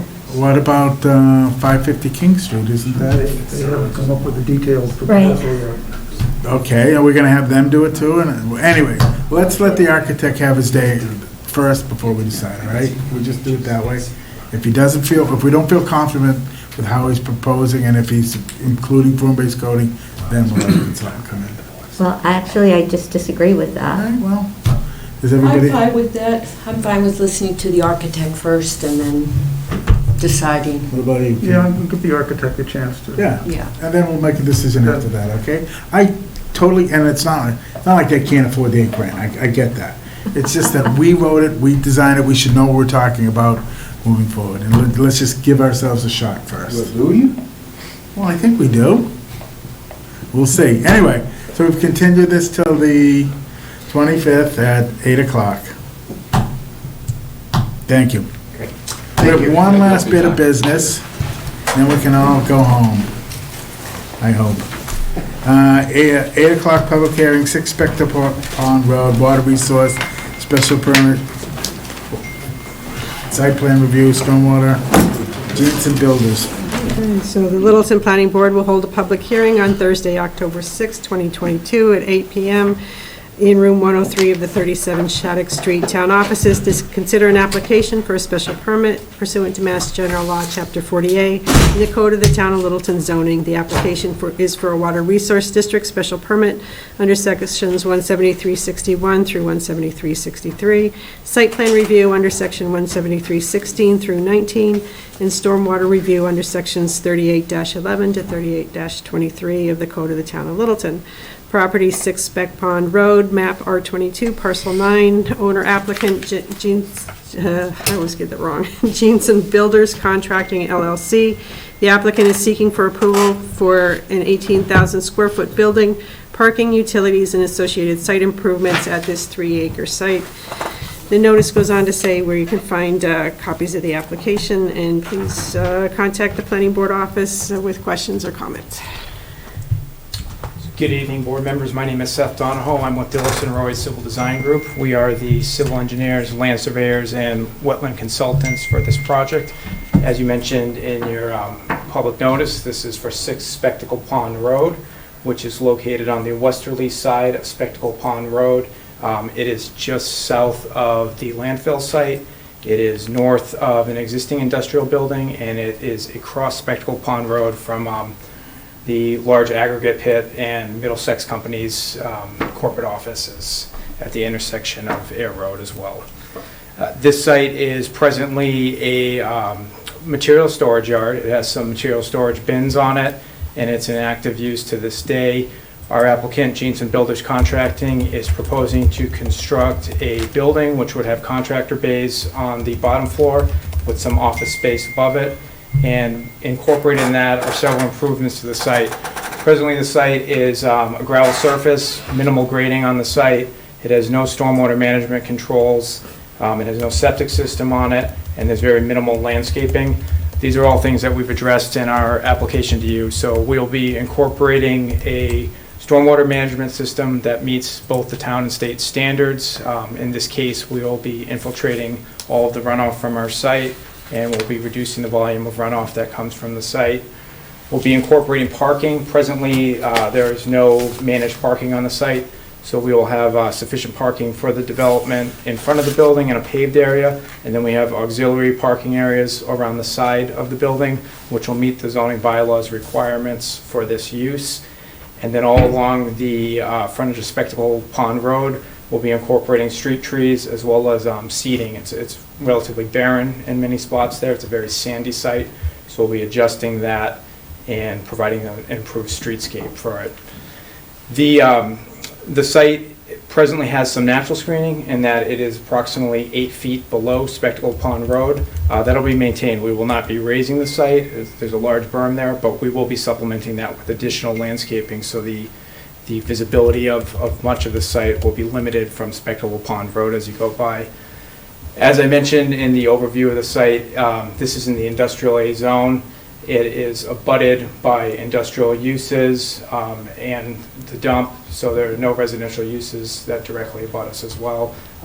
Generally limited visibility of the site as a whole. I know you've had a long night. I've hit on some of the high points of the site and some of the items that we've incorporated in our proposal.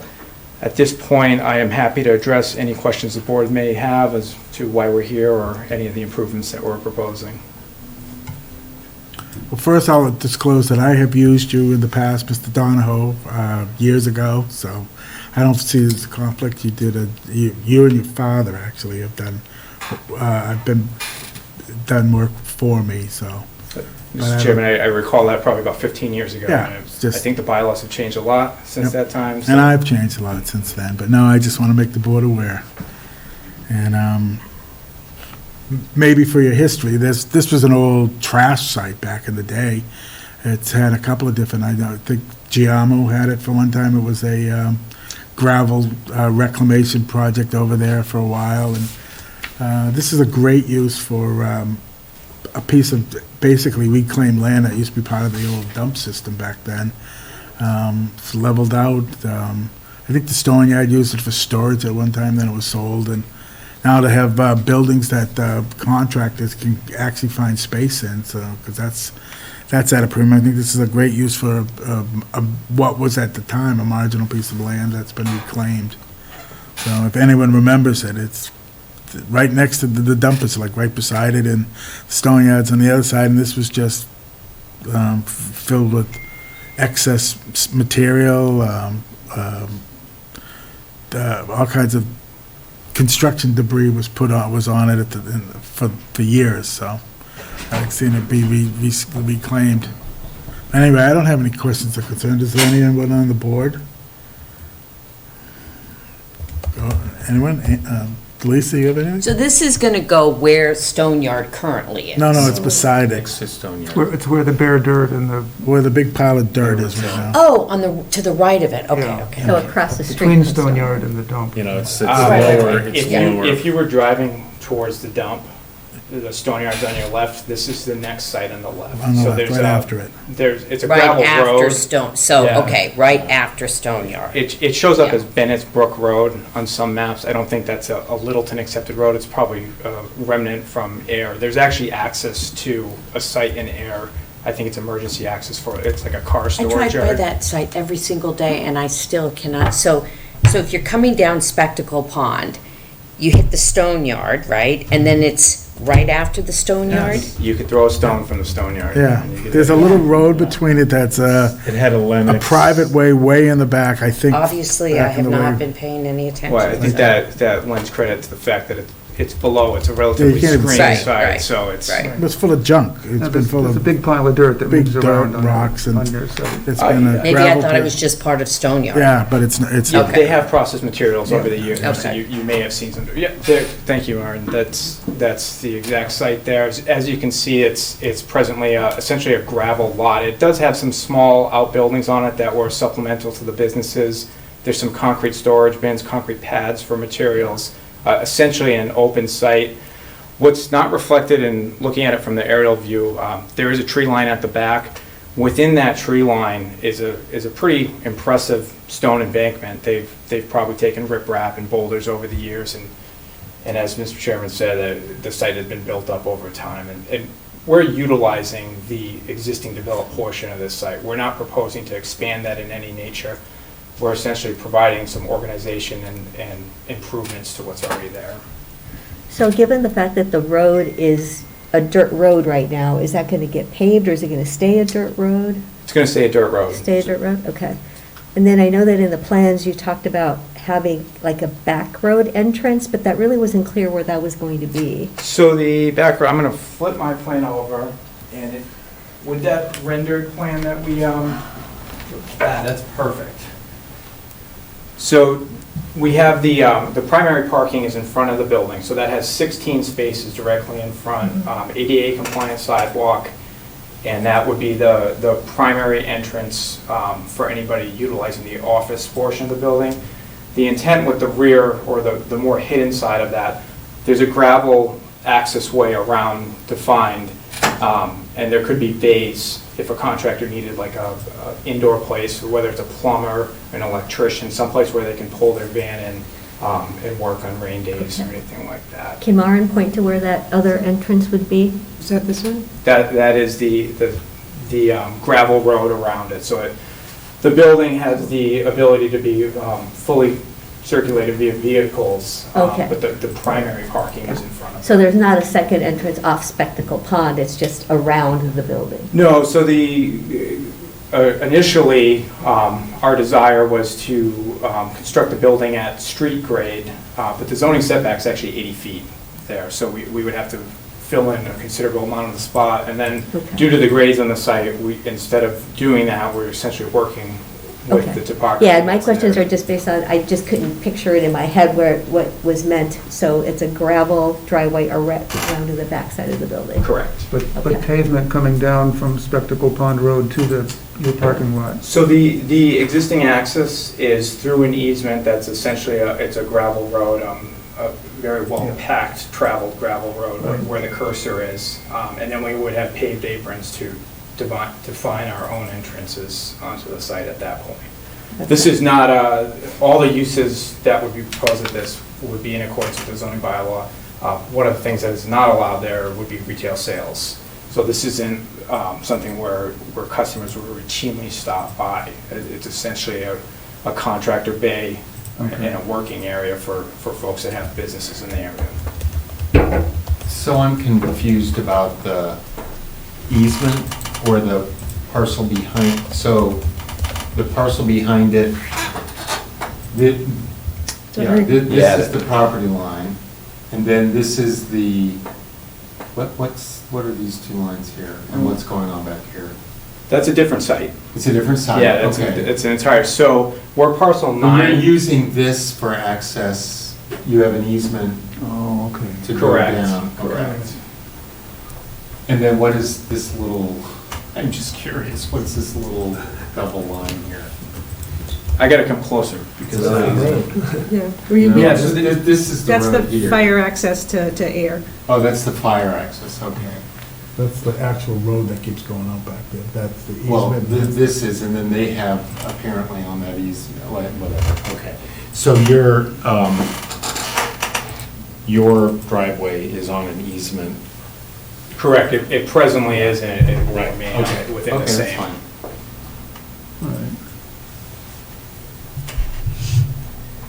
Okay, so we're at the stage of, we have a peer review estimate from Green that I have yet to forward to you. So they're prepared to start after the applicant reviews the scope. Pretty straightforward.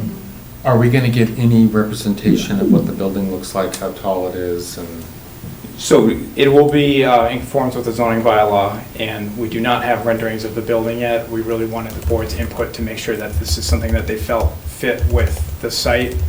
Based on your preliminary feedback, I feel fairly confident saying that. Yes. It sounds like it Yeah, does, so. yes, definitely. We'd be happy to put together some preliminary rendering. Just something to Yeah. how tall it is, you know, doors, windows. Split block with windows in it, you know. something Okay. Nice and easy, low maintenance. I think it's probably going to be a wood structure, actually. Oh, really? Yeah. Oh, good. Just because metal's so expensive now, and it's hard to get. Are you relation to Mike Jeanson? It's my dad. That's what I thought. I can't sit on this thing because I think he owes me money from about 40 years ago, so. Really? Yeah, when he was with Jimmy Fenton, yeah. Anyway. And then my other recommendation. It might be Jimmy. Yeah, it must be. Other recommendation based on past experience is if there's going to be outdoor storage, that those areas, any areas for outdoor storage be identified on the site plan so it's clear that whether or not that's happening. So I know you have a requirement that outdoor storage is screened. As I talked about, we're providing continuous screening via deciduous trees along Spectacle Pond Road. We also have the earthen berm that's there where we're 8 feet lower. Is that sufficient? Well, certainly. I don't think it is sufficient because you can basically see from Spectacle Pond to whatever, you know, you're looking down. You're driving down and you see. No, I If that understand. whole yard is filled with stuff, you're gonna see it. So if you had screening, it would have to be Up on top. up on top. And it may, if you, as Maren says, you need to disclose what is gonna go on there. And if it needs screening, and if there is something going on there, it needs screening, it may be a fence, it may be something like that. Okay. I mean, you're showing like 4 trees, that's. Oh, those are existing. Oh, There's a okay. separate, Okay. there's a separate landscape sheet that has, Okay. there's a additional 11 3-inch caliper. But I guess your question, is the berm screening? No, that's screening the road from the yard. You want the opposite. Are you proposing a yard, actually? If you're not proposing a yard for this, then. Well, the tenants, we're doing, the amount of work to put this infrastructure in is the same, whether it's the single tenant, Mr. Jeanson and his company, or if he built a bigger building for future prospective tenants. So that hasn't been fully defined yet, but it is actively used for loam screening at this time, and we will screen the screening facilities. It's a fair question, and I understand what you're saying, and that your perspective is looking down on it if you were able to actually slow down enough on the road to see down in there. And so we'll propose where that activity will occur and what will be around it. Look, the thing is that this is a residential road. You just happen to be at one end, a very small portion of it that's industrial. But I live on that road, and I certainly do not want to be driving down that road and see, I mean, Stone Yard's already bad enough, but if you're going to go in now, we want it to look nice. No, we're You know, here to make improvements to the site. Yeah, and no, that's- so I think, keep in mind that it is a residential road, and, if you drive all the way down. We'll just make them So- screen as much as the Stone Yard did. How's that? That's terrible. No, the Stone Yard looks terrible. Then he's No, but straight here you've got an opportunity to tortured do something that trees. looks nice. No, and that's You just know, the question, so- and I've worked with Mr. Jeanson on several projects. they do a very nice job on the side facades of everything they work on, so I don't think you'd have any objections to that. No, I'd like to propose to let people have storage, if they have a contracted bay, if they have a trailer, they want to park outside or something, so we'll figure something out for screening, yeah. Okay. Great, so when can we get them back? Do you want to be on the 25th or you want to be on the 10th? Well, you're gonna want to render in probably before then too, right? So we'll give you the 10th. Yeah. Yeah, that'll hopefully give Green the opportunity to do their comments, maybe back and Yeah. forth, before we get to the next meeting. Okay, so we'll shoot for the 10th of November. So you want to give them, what, 7 o'clock? Sure. We'll get them early and often. Thank you. And we got the feedback we needed tonight, Yeah. and we appreciate your time. I know you had a long night. That's a good idea, yeah. Thank you. Thank you. All right, so now we have board business minutes. Anybody have any issues with minutes? All right, appreciate it. So Lucia was kind enough to get the draft minutes done. I didn't have a chance to review them, and September 19th, anybody look at them? Are you not they were listening? not Oh, posted. they weren't, you didn't even, bills? You have any bills? No, haven't had a chance to get those prepared. Review inspection account, Jones Meadow, what's that? Let's see, Joe's Meadow developer has requested the return of the $843 and $846.36 that remains in that peer review and inspection account. Wait till I talk to Roger. He really needs the $800, really? Does anybody have a problem with returning the excess money? Just requires a board vote to close out that account and Entertain a return the motion that funds we to the give developer. Poor Roger Kennard is $832.40 back that's left over in the peer review account. Second. All those in favor? Aye. Town planner minutes, bicycle and pedestrian plan. Yep. The bicycle and pedestrian plan was slowed down a little bit because of change in staffing at MAPC, but we have a new key point person there. We had a good discussion today, and she's working with BPAC on finalizing will be working with BPAC and me and myself on finalizing the survey. Hope to have the survey live within a week or so, and we'll send out announcements on that. So it seems to be back on track, so that at the December 1st Planning Board meeting, we'll have an update from MAPC on existing conditions and their initial findings. Okay, board member input or update? Anybody have anything? You? No, Jeff? Well, the Transportation Advisory Committee is having some trouble getting people to attend, and the chairman is resigning. So if anyone knows anyone who's interested in that. I think Anna should do that. You want to do that? No. I think you should. No, I did it once. Her talents are best used elsewhere. All right, anyone else? Violet have anything? You have anything? Well, I wanted to go back to the reason that we had to have an extra meeting what was it, last week? I think we need to have an opportunity to discuss the process for application reviews and then the determinations and conditions so that we don't get ourselves into that situation again of having to have an extra meeting. So could we discuss that on the 27th, have a retreat? I mean, whatever other opportunity there is, but we could at least discuss it so we're all on the same page about that process. Sure, we can do it on the 27th. 25th? Or 25th, I'm sorry, 25th. Okay, we'll set a little time aside for that, since we're running late, rather than discuss it tonight. Yeah, that'd be Okay. great. All right, I have one thing. We have been approached by the people at Cooper Farms about potentially trying to negotiate a settlement for the impasse that we're at there, about the affordable unit there. We've asked, Maren has asked them, well, somebody's asked them, was it you who asked them to put it in writing, some sort of outline? My last conversation was with town council, and I understand that Chris was reaching out, so I haven't Right, heard so an update maybe, since all then. right, so we're trying to get it in writing as to what their actual offer is, but the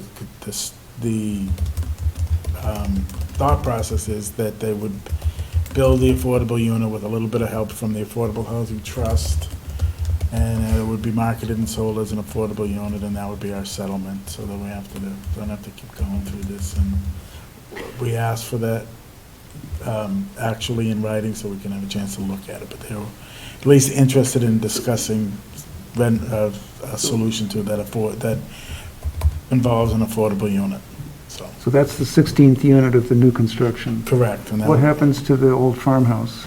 It stays the way it is. It's sold to somebody else. It's not gonna. So it's sold, somebody owns it? Oh, yeah, one of the sons, one of the Field sons actually owns it as possessors. So I know. So this is just to try to get our 16th, our 4th affordable unit. This is why. That we have to pay for.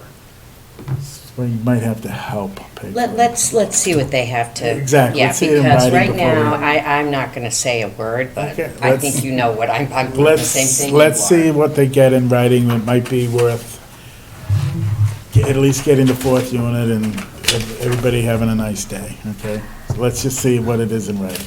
I just want to make you aware that the potential of hopefully a settlement is in the offing. Settlement would be good. Anyway, all right, so I think we're done for this evening. I move that we adjourn our meeting. I second it. All those in favor signify by saying aye. Aye. Let's go.